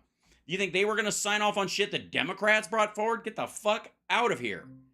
Okay, so at the time, the tiny gas-rich nation faced a financial blockade from its neighbors and was spending lavishly to shore up its political standing in the West. Its neighbors. Who's neighbors? Who would be Qatar's neighbors? Just violent regimes that are against the U.S.? Weird. Public records and emails obtained by Politico offer a window on fundraising efforts in which Jim Biden invoked his ties to older brother and sought workarounds to restrictions in international money movements. Invoked his ties to, what do you mean? He brought up that that's his actual, are you that Jim Biden? Yes, I am. He invoked a tie. Didn't your brother used to be the vice president? Yes. And he's retired now, right? Uh-huh. Yeah. Did I say million mass recess? Yes, 1.2 billion with a B. To Colombia. Transactions related to the efforts also at the heart of a recently settled fraud case brought by the SEC are being scrutinized as part of a federal criminal investigation in South Florida. Much of the efforts remains unknown. About the efforts remains unknown. In the White House, the Qatari embassy and the representatives for Jim Biden did not respond to requests for comments on this story because it's fucking dead and it didn't matter and it never mattered and it doesn't matter. Suggested congressional investigators in February that his fundraising efforts stalled for lack of viable projects to back, but the previously unreported testimony by fund manager Lewitt about the ownership of the 2 companies, the Platinum Group USA and Obermeyer Engineering Consultancy, indicates that Jim Biden forged closer ties to Qatar's government than previously understood. Who gives a shit? His brother was no longer in office at all. Thank you, Jenny. I'm glad you liked the Philly show. I had a good time. I wrote a couple of solid jokes on that show, and I liked it. It was a very good time because you guys are a great audience. All right. No date has been announced for the interview. Lewitt declined repeated question comment. Christ in the Million in June 2017. Who was president in June 2017? Qatar's neighbors, led by Saudi Arabia, ganged up and cut diplomatic ties with the country. Oh, Saudi Arabia. You know, that country that Joe Biden has great contacts with, and Donald Trump absolutely despises, and no one in his family has ever done any business with, especially not now, citing its alleged support for terrorism.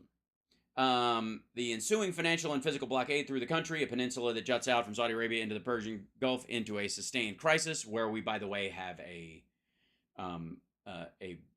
base. Yes. In response, the country's rulers began showering well-connected Westerners with gifts and financial benefits, and even non-connected, because the Qatari influence offensive strengthened the country's ties to the U.S. and Europe, but has also led to corruption scandals, including European Parliament sprawling Qatargate fiasco.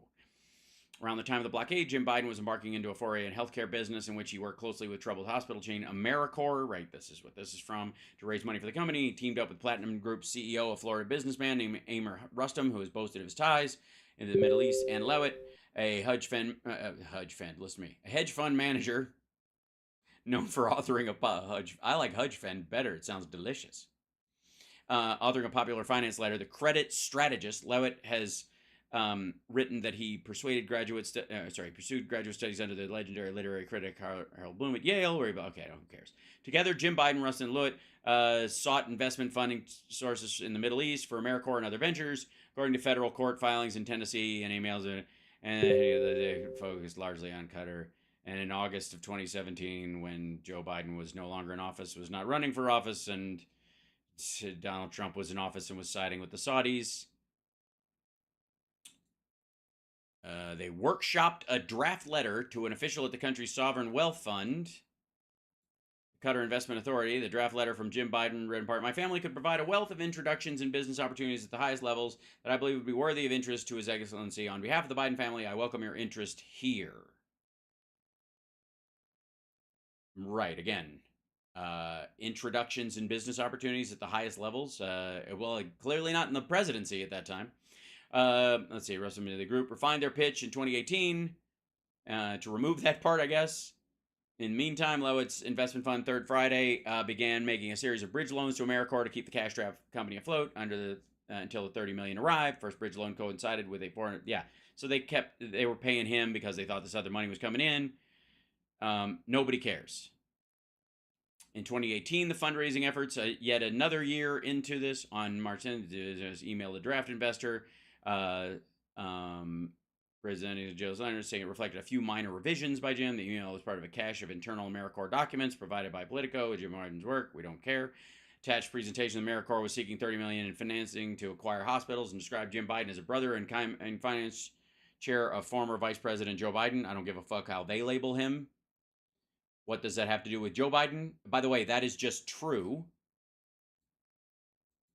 You would put that just so people wouldn't think it was another Jim Biden, I guess, wouldn't you? A month later, April 10, Lander emailed Jim Biden about something I don't give a fuck about. I'm following up on the meeting we had with the minister. Your approach with him was flawless. He requested more information on AmeriCorps. Cool. Lander's email came by a large delegation of Qatari officials visited Miami, where Joe Biden doesn't go. I don't know what the fuck. It was, yes, an hour flight from Trump's Mar-a-Lago. What do you want to talk about?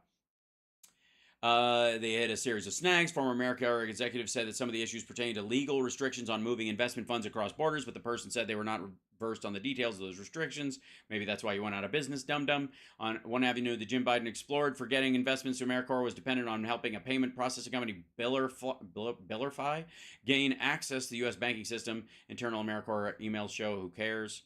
Process payments for Canada's then largest crypto exchange, Quadriga, which has since collapsed. Again, everybody was in bed with crypto at that point. Like, unless you're ready to go after Trump's fucking NFTs, eat shit. Dubai, dollar. A business in Qatar slowed down in mid-May for the Islamic holy month of Ramadan. The fundraising efforts stalled. Tensions grew among the people involved. Jim Biden vented about a flat between the two men, imploring White to provide more detailed financial information. But okay, nobody cares. Nobody fucking cares. Sorry. Again, look at and by the way, I was jumping around in this, but look at this shit and what the they're cutting Biden's influence peddling with. Back up here, hold on. Well, this is more evident. In June 2017, Qatar's neighbors, led by Saudi Arabia, cut diplomatic ties, citing its alleged support for terrorism. Their neighbors, again, were Saudi Arabia. Again, Donald Trump is currently in business with the Saudis. How many Qataris were on the planes that crashed into the Twin Towers? I'll wait. Of influence peddling. That's what Jim Biden was doing. And the question... No, he wasn't. He had no influence to peddle. Joe was no longer vice president. He was not running for office, and he had, he had friendships. That's not influence. The question is, who were the Bidens influence peddling with? They were...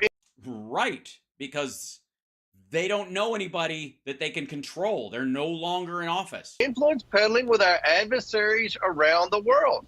Qatar's not an adversary. Qatar is one of the worst countries on the planet. Qatar is one of the worst countries on the planet. Put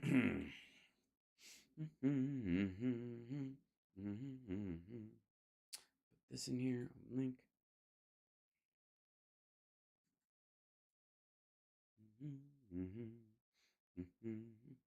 1 second.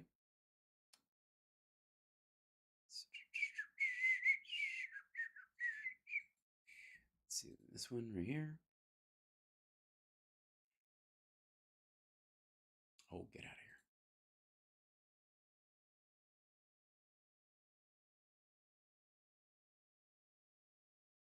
Yeah, there we go.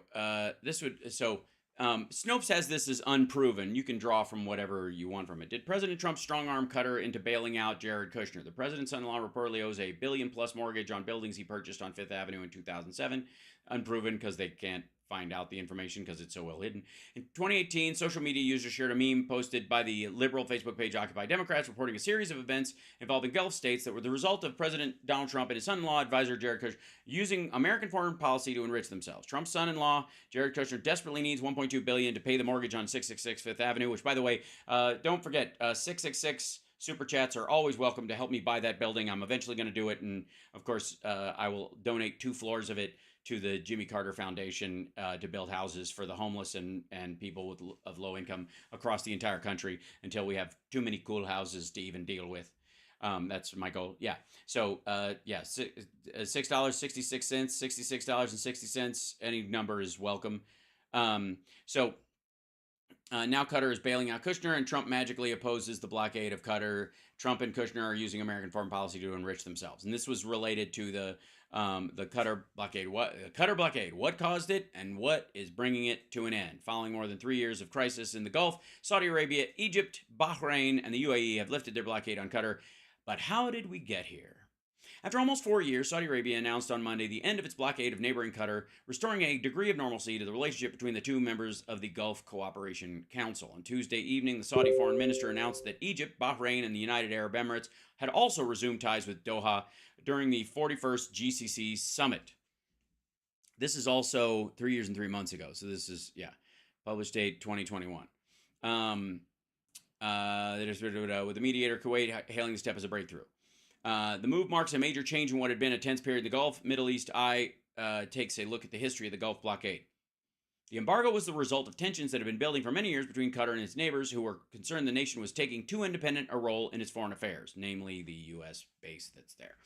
In 2011, Arab Spring uprisings had alarmed many governments in the region who saw the pro-democracy movement as a threat to their own longstanding dynastic rulers, while most of the GCC had attempted to shore up the rulers threatened by the uprisings, such as Tunisia's Zine al-Abidine Ben Ali and Abidine al-Ali Ben Ali and Egypt's Hosni Mubarak. Qatar had instead tried to cultivate relationship with some members of the opposition, most notably groups linked to the Muslim Brotherhood. Qatar's neighborhoods became increasingly concerned by the favorable coverage given to the Arab Spring protests by Qatari affiliated media outlets, according to Al Jazeera. In 2013, following mass demonstrations and economic and political crisis, the military in Egypt overthrew the elected Brotherhood-backed government of the president Mohamed Morsi. The coup was supported by the Saudis and the UAE, while Qatar condemned it. Doha's relations with Egypt deteriorated soon after, while the local Egyptian affiliate of Al Jazeera was closed down in 2014. Saudi Arabia, UAE, Bahrain, blah, blah, blah. Okay, so that's what did it entail? They just curbed diplomatic ties and blah, blah, blah. And then what led to it? Several years of relationship by Kuwait and Oman, both of which remained relatively neutral in the dispute, attempted to get the sides to reconcile. Despite the pressure of the blockade, Qatar was able to weather the economic fallout with help from international allies and has seemingly fulfilled none of the 13 conditions issued by its opponents. The U.S. also increased its pressure on the Gulf neighbors to resolve the crisis. Wait, the U.S. also increased pressure on the Gulf neighbors to resolve the crisis, warning the lack of unity would embolden its arch-rival Iran, with a number of aborted attempts at establishing talks between Saudi Arabia and Qatar. On December 4th, 2020, who was president then? Saudi Foreign Minister Prince Faisal bin Farhan Al Saud announced that a final agreement looked in reach, while Qatar's Foreign Minister Sheikh Mohammed bin Abdurrahman Al Thani said there were some movements we hope will put an end to this crisis. On December 30th, while who was president? Yes. On Tuesday, erstwhile opponents bin Salman embraced in the Saudi city of Al-Aula signed a solidarity and stability deal. So just saying, while Trump was president, still cleared, probably they would consider it part of the Abraham Accords if he'd have won. Sponsor terrorism. That is a fact. Yet Joe Biden refuses to acknowledge the fact that Qatar sponsors terrorism. One of the things that we've been investigating through this whole Biden influence family investigation. Yes, is how much Biden, a dyed-in-the-wool Catholic, really wants Muslim terrorists to get a toehold everywhere. Is what policy decisions did Joe Biden make in when he wasn't president? Return for the tens of millions of dollars that his family received from our adversaries around the world. When he wasn't vice president and he wasn't running for president yet? I mean, this is one of the most ridiculous, stupid, biggest waste of time. This is most absurd, corrupt political families in the history of America. Well, if that was true, then they would have done this kind of corruption while in office, wouldn't you think? You know, like Trump and Kushner and the Saudis. And the evidence is overwhelming. Well, if the evidence is overwhelming, then drop the impeachment, motherfucker. What are you waiting for? It's overwhelming. Anybody you show it to would be totally overwhelmed. Why not just jump? That they were influence peddling. And were they had he been in office, lobbying these foreign entities? You know, is that because they didn't have a legitimate business? If they were lobbying, if Jim Biden was lobbying on behalf of state-owned entity, and he wasn't. He was trying to get their private money into companies' private money in the States. How didn't Qatar pay? What was it? Pay Newsmax for their silence? I'm not familiar with that story, but I would love to hear more. Qatar. Why wasn't he registered as a foreign agent? Okay. Because he wasn't lobbying the government, because Joe Biden wasn't in the government. Hunter Biden was never in the government. The AmeriCorps is not a government company. What the fuck are you talking about? What at this point, why is any venture capitalist in the United States that deals with any foreign capital at all not technically a registered as a foreign agent, according to James Comer? So the other thing, too, is, you know, Biden did not designate Qatar as a state sponsor of terror when Saudi Arabia and other Mideast nations did. They were doing a financial blockade against Qatar because it's state sponsor of terror. Politico reports Jim Biden repeatedly invoked his ties to Joe Biden, sought workarounds to restrictions on international money movements. Yes, we saw the clipped pieces you were talking about. I noticed you're leaving out the 2017 shit. So is your oversight committee going to investigate this? Yeah. You know what you should first do? I have a great idea, turd-nosed lady and dipshit from my original home state. I have a great idea. The first thing you're going to want to get, wait for it, the first thing you're going to want to get is a calendar. Just maybe would help you save you a lot of time, you know. It just occurred to me. I'm smart like that. I just have this this thing where I just, you know, I'm trying to help you. That's what I'm trying to do, turd-nosed lady and dipshit. I'm trying to help you. Really could nip this stuff in the bud. Yeah, this is what the whole investigation's about. It's about. Yeah, this whole investigation is about avoiding looking at a calendar. About the family influence peddling. And Politico, God bless, has one good reporter that's been on this, and they've uncovered a lot with respect to the AmeriCorps schemes. Oh, the AmeriCorps stuff, especially the part where it didn't happen until 2017. And it ended in 2018. It's weird. It's funny. Literally the only ebb in the influence that Joe Biden would theoretically have, and this whole thing lived and died in that teeny little window of time. Gosh, what's it like, James Comer? I only have one question I would like to ask him. Well, like, what's it like to look into every bank window on a sunny day and go, look at that asshole? What's it like? What's it like when you pass any reflective surface and go, motherfucker, what a dummy? You know what I mean? What's that feel like? Because I'll never know. All of Jim Biden's schemes revolved around promising that his brother's contacts in the Middle East would help salvage some of these shady American companies. Help salvage some of these shady American companies because of his brother's no, James Biden was touting his own contacts in the Middle East.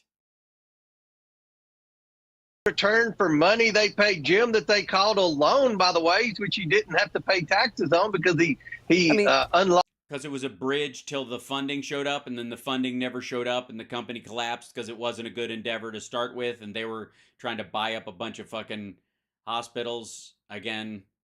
And it looks like money alone. Yeah, it looks like he got hundreds of thousands of dollars out of AmeriCorps. That's a failed hospital chain that Jim Biden was working for, and then $200,000 went to Joe Biden. They said that was a loan. The thing is, no, that was a loan repayment, and the loan that it came from had happened 2 months before from the family fund because he needed money, and then he ultimately got $400K to backfill that while he was waiting on an investment, and then it came through, and then he paid him back, and then the deal itself didn't go through, so they didn't end up making all this money they were hoping they would make. Sounds like business to me.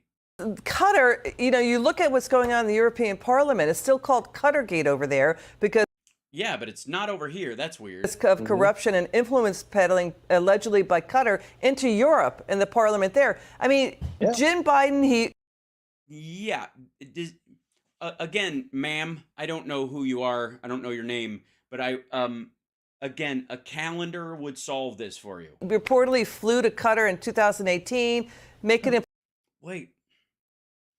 Who was president in 2018? And was that president friendly or hostile to Democrats? I'll never know. Presentation to the finance minister of Qatar. It's not clear whether that took place, but that finance minister was later arrested in Qatar on suspicion of corruption. What is with this Biden family? And then he was going to go to China and Saudi Arabia and ask for money. Yeah, it's almost like that guy lured them over there with promises of money, and then it didn't happen. And then it sounds like, if anything, that the money didn't flow, or it turned out to be, they were trying to honey trap James Biden. If there was any influence being peddled, I guess, it's that Joe Biden called somebody in the fucking FBI or in Interpol and went, you might want to check this motherfucker out. It sounds like Joe Biden is removing bad chess pieces from the board. So the Biden family. That's Elizabeth McDonald, DB Golding. Thank you. Thanks very much. She doesn't look like, she looks like a Miss McDonald, like that I'd have as a substitute teacher. Maybe that's what it is. Behind the scenes was really profiting big time. No, he wasn't. If he was really profiting big time, they wouldn't have to give him a bridge loan to wait for funding that didn't come through. What the fuck are you talking about? This is Fox Business, by the way. Like, Fox News, you can almost excuse them for being dipshits about how business works. This is just weird. People are frustrated out there that the impeachment inquiry is stalled, that it Yeah, they're thinking like you're an idiot and that there's no there and that it's a big fucking waste of time and taxpayer money and that you're making them look stupid and you look stupid and the people interviewing you look stupid. And the only people that are benefiting from this whole thing is that asshole Hal Sparks who makes videos about you where he's cracking up at your legal demise. Looks like your inquiry into what's going on with this Biden family and corruption is stalling out. Voters see it. They don't like it. What can you guys do about it? I know. Ask me, lady. Hey, I know that he can do. I know what he can do. If I may, fuck all. That's what he can do. He can do fuck all. There's no there. He can do fuck all about this. There's nothing. He can fucking hammer this pump all he wants, and all that's ever gonna come out is fucking sand. Piss off. It's not stalled. That's something the mainstream media falsely reports. No, it's again, stalled kind of makes it sound like you could pull it out before it hits the ground. The goddamn plane has crashed into the mountain. Get a job, sir. We get more information like this Qatar information every day. Right. You get more information like this. Information that you had before, that someone's trying to dust off and turn into something that all occurred after Joe Biden was vice president and before he ran for president.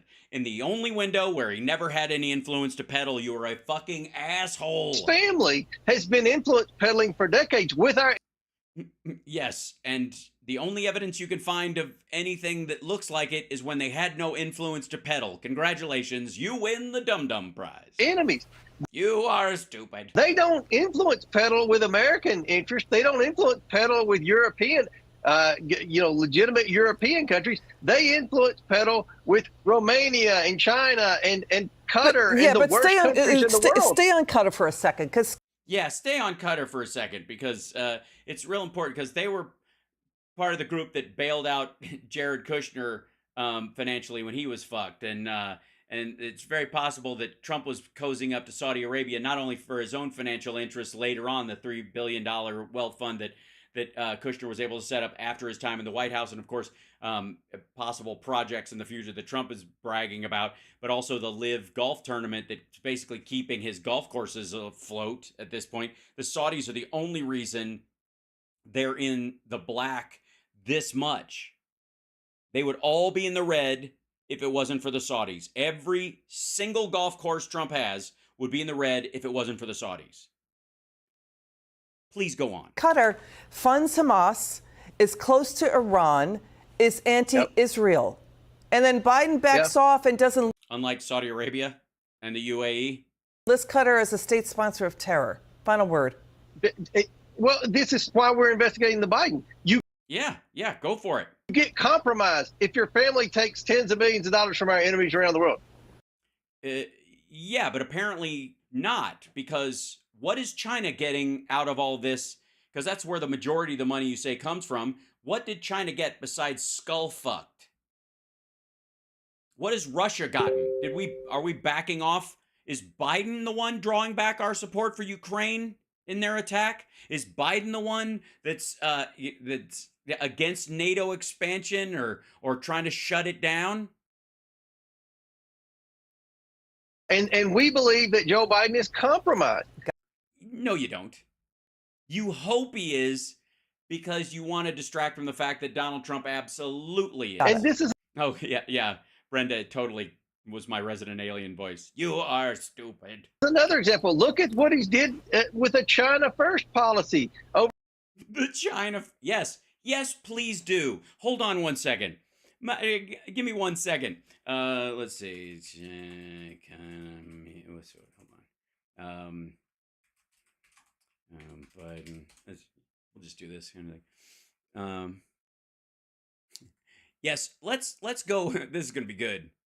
You guys know. Yeah. There's this one.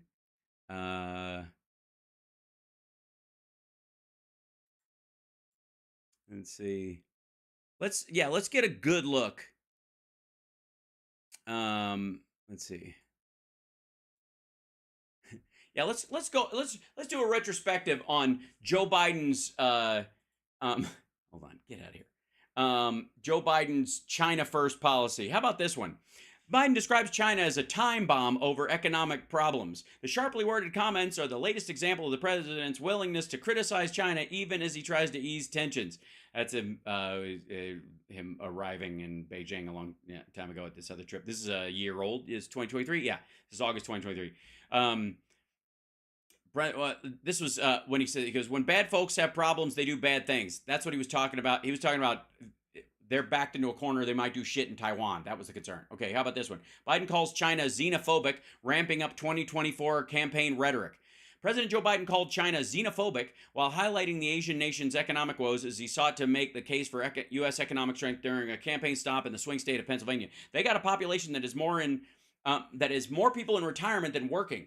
They're not importing anything. They're xenophobic. Nobody else is coming in. They've got real problems. And by the way, I would like to say for the record, yay, Joe Biden, you're absolutely fucking right. And it's not Chinese people. It's the CCP. It's their government, which is categorically creating a legislated xenophobia amongst the people. It has never been this anti-foreign since the fucking Cultural Revolution. So the president's comments follow a phone call 2 weeks ago with Xi Jinping, his first since a face-to-face meeting in November. While overall relationships have stabilized of late, tensions are growing over Chinese investments in manufacturing that risk leading to job losses amongst blue-collar workers. How about this one? Biden calls for tripling of tariffs on Chinese steel as he makes economic pitch in Pittsburgh. You know, China first. Jesus Christ. This is a week ago. President Joe Biden called on his administration to ratchet up pressure on Chinese steel industry as he brings his economic competition pitch to Pittsburgh, the heart of American steel industry. On Wednesday, part of a 3-day campaign trail swing through the battleground of Pennsylvania. It must be very expensive to move that basement from city to city. The bottom line is, hold on, hold still. The bottom line is, I want fair competition with China, not conflict. And we're in a stronger position to win the economic competition in the 21st century against China or anywhere else because we're investing in America and American workers again. What the fuck is Comer talking about? And why does anybody on Fox News not put, like, at least Fox Business, push back on this shit? Like, because it's one thing if you're like, well, you know, you could misread what he's saying on one thing, and maybe you'll come away with the idea that he supports China in one. No, it's all been like this. Everything Biden is saying is like, look, I don't want to war with these people, but we're not going to give them our fucking jobs anymore. Those days are done, and everybody needs to get the fuck out. Check this out. Hold on.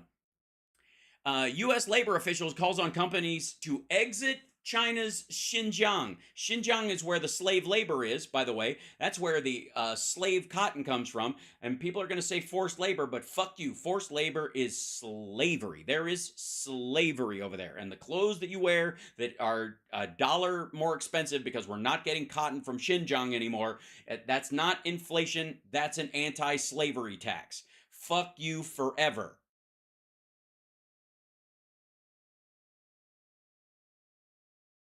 Everything somebody's like, yeah, check this shit out. Yeah. $8 because of slavery should cost 15. But I mean, come on. Forced labor. Get the fuck out of here. International companies cannot responsibly operate in Xinjiang and should leave the Western Chinese region due to forced labor concerns, a U.S. Labor Department official said on Tuesday. Now, I'm fine with our Labor Department officials using that phrase, but I'm not going to, and neither should you. It's slavery. End of fucking question. You can't leave. You can't get another job. You can't choose to do something else. And if you don't do it, you don't eat. That's slavery. It's happening right now. By the way, I want to say there was something in the order of, let me look it up real quick because I don't want to step in it too hard. Hold on. Let's see.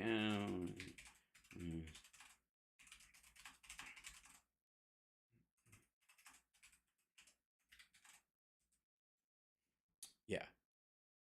Between 1525 and 1866, there were 12.5, let's see. Oh, to the New World. 10 points. Okay, hold on. How many slaves landed in the U.S.? That's the difference. Okay. The most comprehensive analysis of database, of course, the slave trade, transatlantic slave trade database, edited by professors David Eltis and Richard Richardson, between 1520. In the entire history of the slave trade in the New World, according to the transatlantic slave trade, 12.5 million Africans were shipped to the New World. 10.7 million survived the dreaded passage, disembarking in North America, the Caribbean, and South America. Okay, so across that, somewhere in the order of 60%. Yeah. So of these 10.7 million Africans, this is the version. This is African Americans, many rivers to cross, with Henry Gates and talking about this. And this is one of the ships. Okay. How many of these 10.7 million Africans were shipped directly to North America? Only about 388,000. That's right. 388,000 of the slaves that came on the transatlantic slave trade, 400,000 of them approximately landed in what would be the United States, North America and Canada, the U.S. and Canada, that area.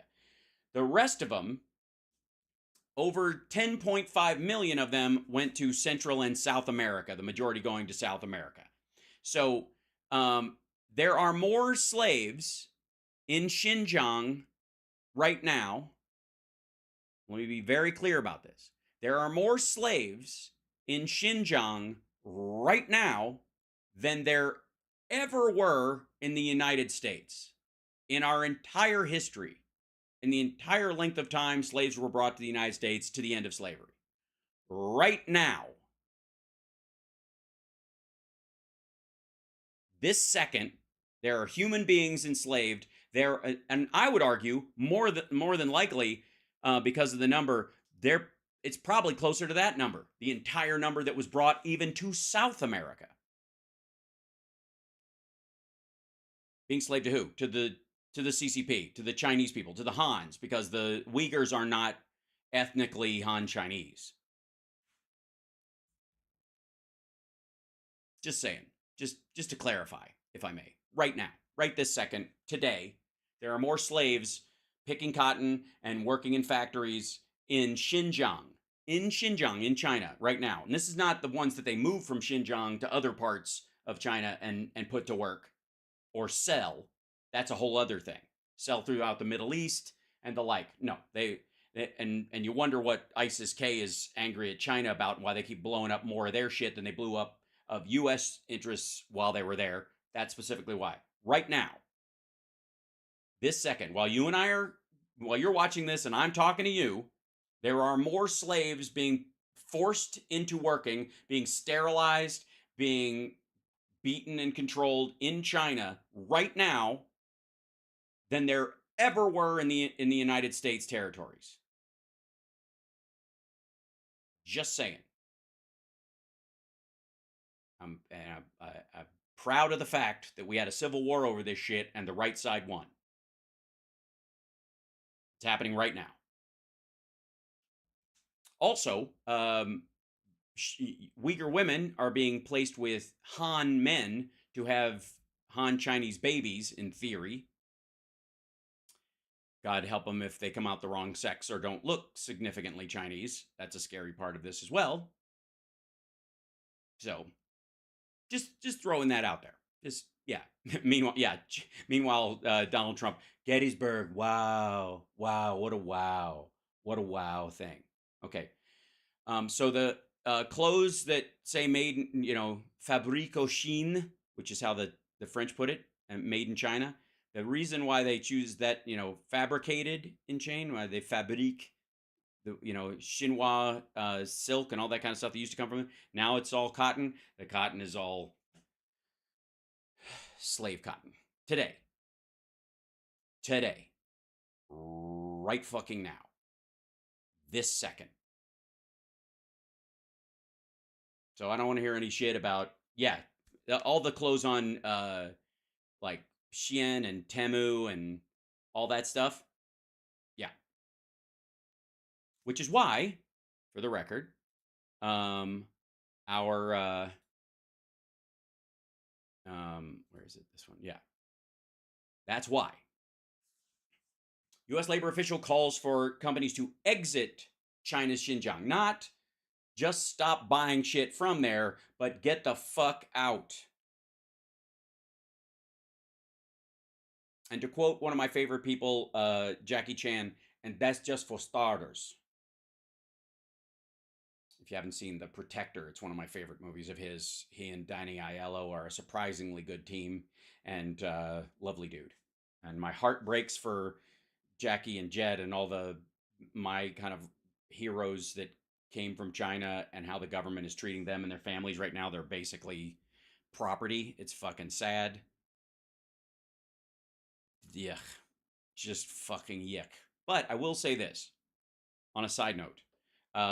Anybody who's at the Sexy Liberal Seattle show, which is on the 1st of June, I would like to offer a little like side trip. If any of you want to go visit the graves of Bruce and Brandon Lee that are up there. I make a little pilgrimage every time I'm in Seattle to go up and visit their graves. So if you're there and you're going to go to the Sexy Liberal show in Seattle, I'll post when I'm going to be there and we can either meet up there or something, or shit, somebody can pick me up and give me a ride. Doesn't matter.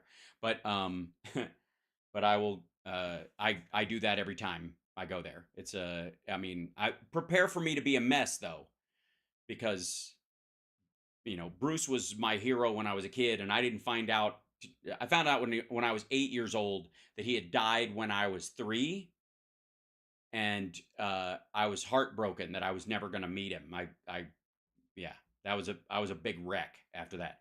And then when Brandon died, fuck, I'm gonna get misty talking about it. But when Brandon died, I, on the one hand, I couldn't wait to see The Crow because I needed to see his last work, and I was so excited to see it. When I had heard that he was going to do it and it was going to be his breakout, and it was like I knew the graphic novel, and I was excited that he was going to do it, and then he died making it, and he'd gotten engaged, he was going to get married right after it. I can't even fucking, like, it's hard for me to watch the movie. I've watched it once in the last probably 10 years, and it breaks my heart every time. It's such a beautiful film. But yeah.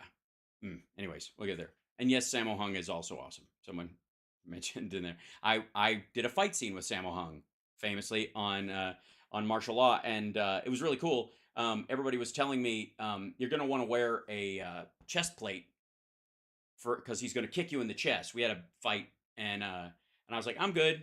I trust him. And they're like, nah, you're going to want to wear a gator pad in the front. And I'm like, I'm really good. I'm okay. And they're like, nah, it's probably a good idea. And I was like, no, I'll tell you, he'll do that. I'm going to pancake out and land belly flop. And when he kicks me, it'll look really cool, and I don't need it, and it'll limit my movement. And they're like, no, please, we insist. If you want to do the fight scene, we kind of have to insist. So I was like, fine. So I put it on. We do the fight scene. He kicks me in the chest. It's barely a tap, but I do the flip up, a land on my belly like that, and the fucking gator pad jerks up and bops me under the chin and gives me a big bruise under here. So I was right. Sammo was great, and I trusted him, and he was fantastic. He was also one of the most amazing things about the Sammo Hung fight scene is his stunt double came over and ran the scene. Like, basically, we worked out what we were going to do. Sammo came over. He was after he was eating lunch or running lines, whatever he was doing, came over and watched us do it once, and that's all he needed. Yeah, that's all. That's all he needed. He did it perfectly. He watched it once. Yeah. So, anyways, cool side story. That's it. All right, now, so understand.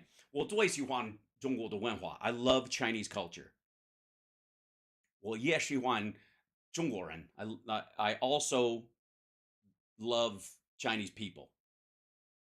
Like, I appreciate, I like them very much, and it's heartbreaking. It's 给我心累. It makes my heart tired for them that they are going through this right now, because they don't need to, and it's just terrible. This is the world, and I know I'll get a pushback from like 3 people in the chat always or whatever, but that's the world communism builds. Sorry. Until we have robots that can do everything, that's what it makes. It's just fucking awful, and it's so sad. So, anyways, back to where we were. Let's go back to here. Where was I? Oh, yes. So Xinjiang, slave labor, end of fucking story. So this idea somehow that that in this, where are we? That that somehow, there's a China first policy from Biden is just fucking ridiculous. For his first 3.5 years as president. This is what happens when you allow a president to take millions and millions of dollars from our enemies around the world. And this. Oh, you mean like Saudi Arabia? You mean the Russians? You mean specifically the Russians? You mean the CCP directly? Donald Trump got $17 million while he was in office. He took $15 million of it out in cash. This is why we're trying to wrap this investigation up, Liz, but more information comes in on a daily basis.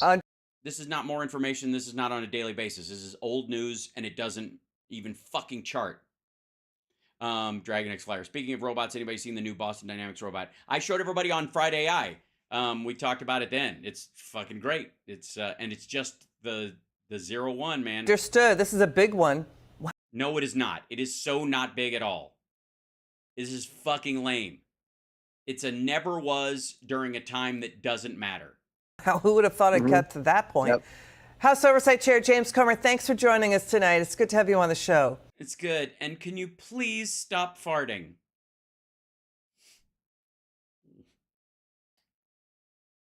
Joining us. That's it. That's the extent of it. Jesus Christ. What a waste of fucking time. Now, oh God, since that's longer. Okay, this will be shorter. You want to talk about a waste of fucking time? Ladies and gentlemen, just when you thought we couldn't get people on the show to talk about that know less about the shit they're discussing than Comer and McDouglas over there, or whatever her name is. Here we have Eric Bowling, the man who injects marzipan into his face just to hold the Botox in place, and Ted Nugent over here, who at this point, I gotta say, needs a nap. That's all I'm gonna say. But blissful and weirdly enough, it's odd, but for some reason, all of Ted's segments on Newsmax are less than 5 minutes. Why is that? You'd think he has a lot to say and a lot of, excellent stuff to input in, but I don't know, maybe. It's hard to say. Well, James Carville, for the folks that don't know, or younger folks might not know, is James Carville. Yeah, you two guys are old. You know who James Carville is. Carville was Bill Clinton's chief of staff. He brought Bill Clinton to the presidency with one line: "It's the economy, stupid." That was his line. And it was a time when Clinton really ran on the economy. And it just strikes me that if you apply that same methodology to Joe Biden right now, they fail miserably. And no, they don't. They really don't. That's the weird part. What's missing right now is it's the economy, stupid, is that Biden and the rest of everybody needs to talk up the economy, especially, by the way, compared to the rest of the world. Because, again, the standard being like that we've got a long way to go and we've got more work to do, that will always be true. Let's just be abundantly clear. That, as Jesus said, the poor will always be with us. It's always going to take work. And anybody who says, all right, we fixed the economy is a fucking idiot. That's never going to happen until, I guess, robots and AI run everything. And we're like, wow, this is great. This thing just floats me to where I need to go and floats me back. Like, until that point, it's going to take work, right? And sane people know this. The problem that they have right now is that they're solving for an equation where X is the pandemic, and they don't want to talk about it. So they want to pretend that this is an economic situation we've been in before, and we absolutely have not. Right? We absolutely have not. We have not, in the modern era, have not been in a situation where the whole world's economy shut down because of a pandemic. Hasn't happened, and this is uncharted territory. They keep calling it. It's uncharted territory. That drives me crazy. I don't know why they're going uncharted territory, but it's uncharted territory. It's like a mistake that drifts, and we're in uncharted territory right now, because everybody wants to compare it to recessions we've had in the past, economic issues we've had in the past, quantitative easing, quantitative tightening, what's happening in the stock market, as if, right? Yes, it's uncharted territory. No, I would consider we're now uncharted. During Trump's time, we were in charted territory. Yeah. And that's why Carville was his mind was blown because of these numbers. And he's right. It's going to get worse for Joe as we get closer to the election. You hope. Well, I think what Carville represents in the Democrat Party overall and the media that are maybe, I'm not buying that they're coming to their senses. I think they're so scared. They are so becoming aware of the negativity of everything that Joe Biden has represented forever, not just as a president, but going way back.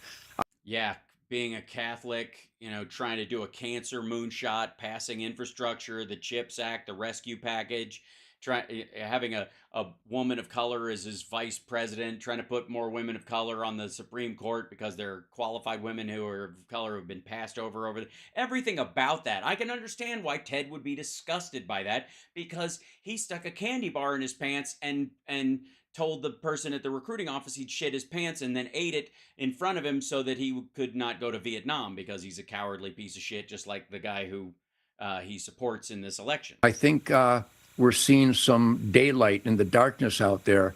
And what James Carville represents is just the opposite of what's going on out there. If people really do believe it's the economy, stupid, Everybody is hurting. Everybody except that the elite, the top.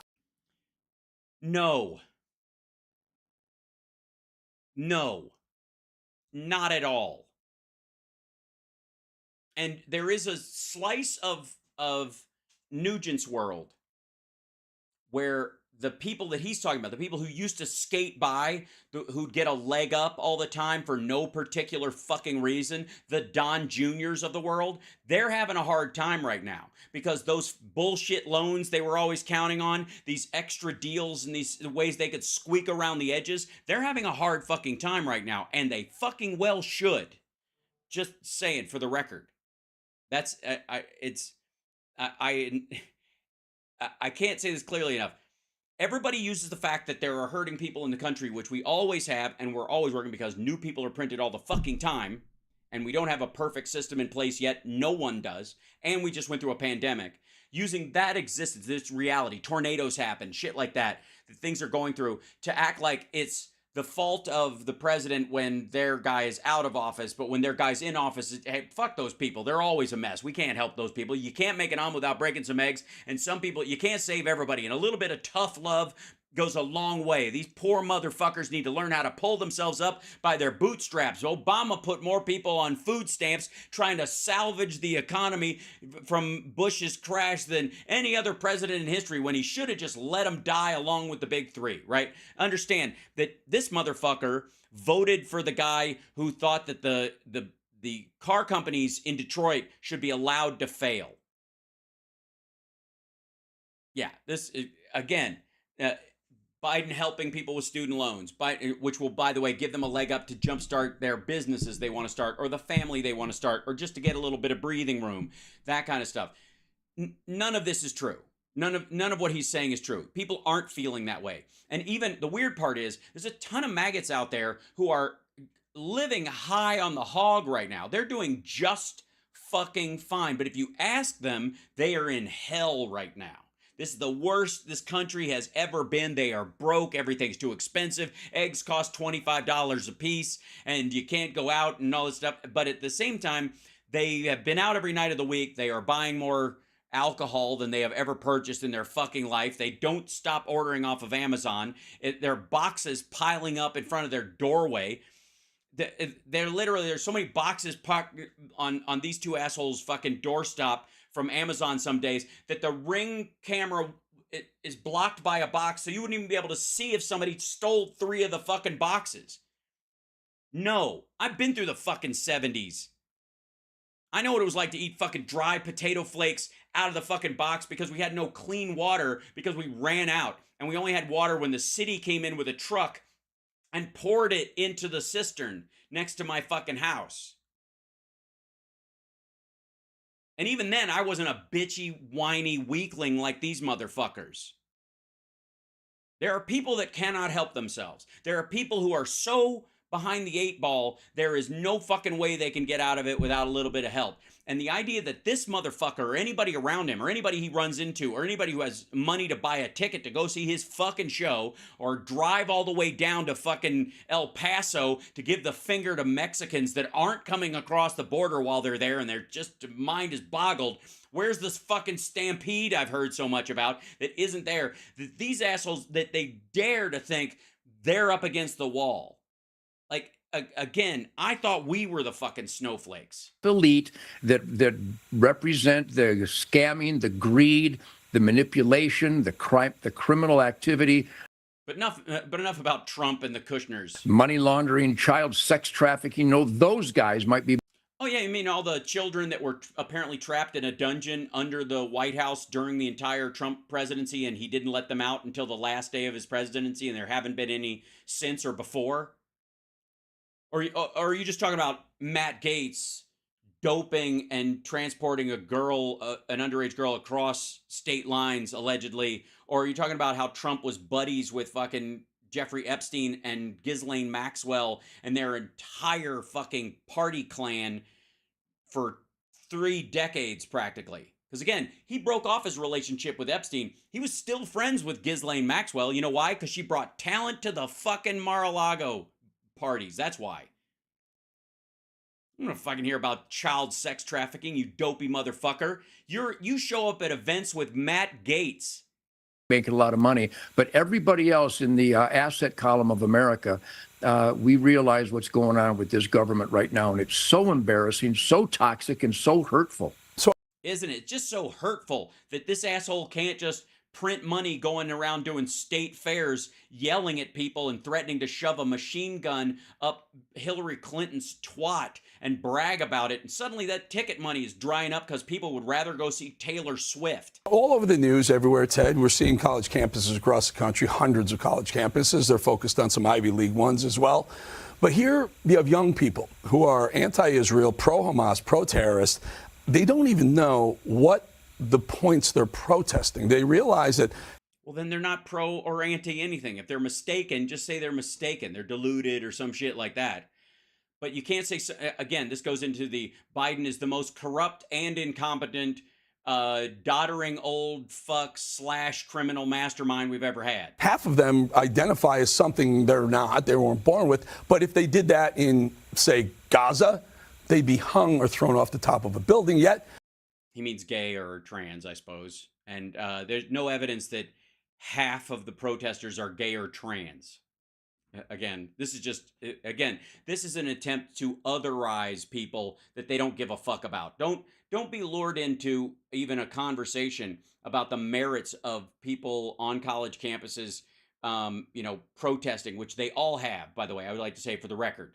If you're calling for the death of someone else or whatever, you're being violent, no. But if you're just peacefully demonstrating, I don't even have to agree with you to know that I want you to be there doing what you're doing, because that's part of what makes me proud to be an American. But this motherfucker, he doesn't even give a shit about any of that. What he wants to do is denigrate them as weak, the young people today. It's the same shit they said about hippies, about the Vietnam War. Same shit. Meanwhile, he's talking to a draft dodger, a proud draft dodger. Both of them voted for a draft dodger. they want to defend these animals who killed 1,400 innocent Jews. It strikes me as this. Now, I was very young. I was born in 1963. I was very young. But in 1968, the Chicago Convention, the DNC Chicago Convention, young people were rioting. And what happened was the country saw discontent on the Democrat side, and they voted for Richard Nixon. This feels like it's going to be another 1968. Yeah, you're an idiot. No, this is not, believe me, nobody's going to jump to fucking Richard Nixon because they think he's going to end Vietnam in a modern sense. This is not Trump's Nixon moment. Get the fuck out of here. Just like, again, I was born in 1969, a year after when he's talking about. He was fucking 5 years old or whatever. Eat shit. Both of us watched it on television in retrospective based on the stories. This is just dumb. With the base voter for Biden completely confused about what they want and what they stand for. No. Here, I'll get you. Here, you want to clear it up? Women's rights. How about this? How about Donald Trump, when he was talking about Gaza, said, and I quote, "Finish the problem." That's what his advice to Benjamin Netanyahu would be. Finish the problem. Finish the problem. That's what he said. Does that sound like ceasefire to you? Does that sound like a peaceful resolution to you at all? You think they're going to flip a fucking coin?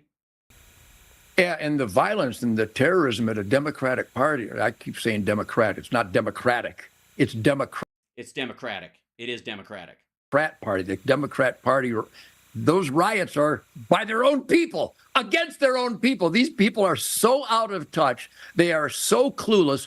And what they all represent is just toxic. Also,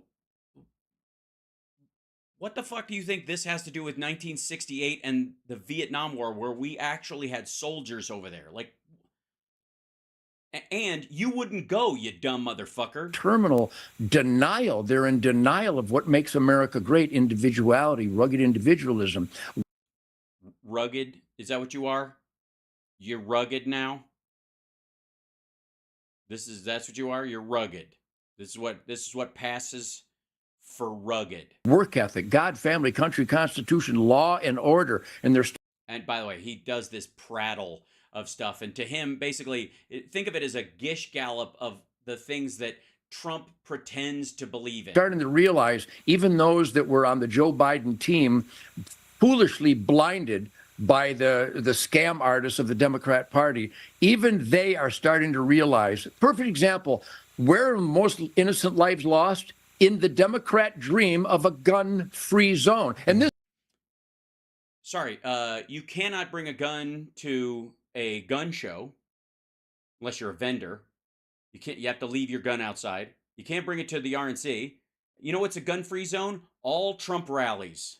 All Trump rallies are gun-free zones. Just in, Eric. My plumber told me today, conclusive. Men can't get pregnant. So the point is that all this insanity that seems to be running amok everywhere is now coming home. Yeah, also 0.5% of the population being trans is not running amok everywhere. And the fact that you think it is speaks more to the weakness of your masculinity than it does about people who are trans, or people who perceive themselves to be trans, or people who believe for a short time that they are and then realize they aren't, or young gay kids who believe that they're transgender and then realize they're just gay and it's okay to be gay. All that entire window of people is so small compared to the greater populace, and it has nothing to fucking do with you fucking creep. Home, and people are realizing that, yeah, I guess men can't get pregnant. Your plumber is more suited to be on the Supreme Court. Well, by the way, it's a weird way to announce Ted Nugent is pregnant, everybody. And so is Eric, I guess. I mean, it's showing with Eric because neither of them are men. They're, as far as I know, biologically male. I'll take their word for it, however. But man means something else to me. Than Ketanji Brown Jackson, I guess. Exactly. That's exactly right. So, stop and think. So she's a Supreme Court justice and ostensibly a woman who can't tell you what a woman is, but she's in charge of making life and death decisions, and it's the Supreme Court. This is cuckoo stuff. This is cuckoo's nest, and I think people are now starting to realize that the Joe Biden Democrat agenda. Well, also, I'll tell you what isn't a woman. This will help. Maybe I can't tell you all the variations of what a woman is, because I certainly think a woman can bring home the bacon and fry it up in a pan. I've heard that apparently that occurs. And some women prefer to be ladies. Other people prefer to be gals and don't want to be called a woman because it sounds too old, like being called ma'am. That's up to them. It's a label that has nothing to do with male or female. That's another thing entirely. But what I will say in this situation is that the girl that this asshole was having sex with, and who I believe he adopted so as to not be committing, because incest is legal, but pedophilia isn't in Michigan, where at the time that he adopted the girl he was sleeping with, who was underage, and made himself her legal guardian so that he could hide the fact that they were having sex. So she wasn't a woman. I'll say it. We'll put all the conversation about what makes and constitutes a woman in the same way we'll put away what constitutes being a man versus a male versus a female, that kind of stuff. Well, that's a conversation for another time. But what I will say, for the record, and this is something we do know, is that the girl he was fucking was not a woman. How about that? Yeah? Settled? Mm-hmm. Is destroying the American dream, destroying quality of life, destroying the concept of being the best that you can be. Why? How could it? How can it destroy the concept of being the best you can be? What kind of a pussy asks for the, and I'm in deference to how he thinks of it, I think, asks the government for permission to be the best they can be? So hopefully it'll come around by November and people will vote for someone like Donald Trump. In fact, Donald Trump, and get America back on track again, where he did almost everything perfect for us. Perfect. I mean, yeah, obviously throwing away the COPS program and the pandemic response, which 2 years later led to the death of George Floyd and the riots that ensued afterwards, and of course the pandemic itself, and said it would go away with the sunshine, and suggested shoving a light bulb up your ass and injecting bleach into your lungs. perfect's more of a road than a destination, I guess. America, not the rest of the world. Make America great again, folks. He said it once. It's actually more accurate this time around. Why? Because he wrecked it, and we got to get it back to, what kind of greatness are we talking about? The Clinton surplus? Ladies and gentlemen, I love you guys. You guys are really fun, and it's always great to be with you. I went long again, as I am wont to do. So I'm going to bug out because I got an early show tomorrow. Phil Bittner will be joining us for the second hour tomorrow. I don't know. Wants to know if you got the package you sent. A book is also in it. I have not gotten it yet, Wiffle Poof, but I hope to soon because I've got to get my mail from LA the next time I'm in there. So thank you ahead of time. My t-shirt's an old Threadless shirt from Chicago. Threadless is a company, and they would just do original artists, and they would do limited prints of stuff. And I used to promote them back in the day. When I was on Talk Soup and other shows, they would send me shirts and stuff because they're a Chicago company, and I would wear them on the air and help promote the, Threadless. And the nice thing was they would let people design the shirts, and then they would get a piece of them, and they were really nicely done. So there isn't just kind of like Teespring where you're layered your shit over top of it and that kind of thing. Anyways, that's where it came from. And I've had it for a while, and like I said, I put it on because I went to acupuncture, and it's really light. So it's easy to take on and off really quickly. Anyways, love you guys. See you tomorrow. Take care of yourselves, and take care of the kidney.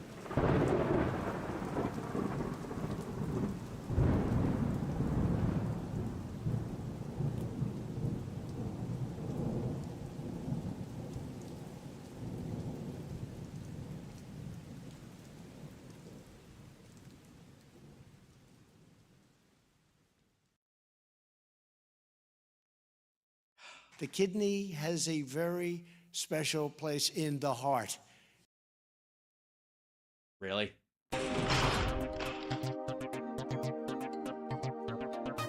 Hit that like, everybody. Thank you guys so much. Have a great night. I'll talk to you soon. See you in the morning for the morning show, House Parks Mornings, Mega Worldwide. It's Hump Day tomorrow. So much to talk about. And thanks everybody on Instagram for tuning in.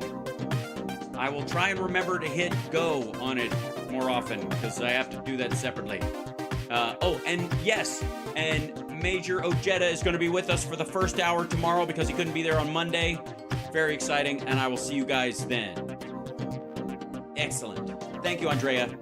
Thank you. Can't Stop Lying. Big hug. Thanks, everybody.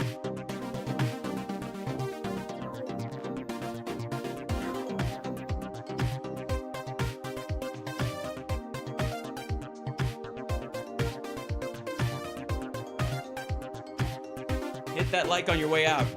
Come on, you know you want to do it. Hit it. Hit it. And then share the show and have people watch it.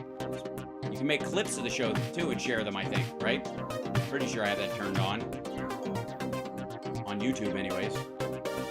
Go for it.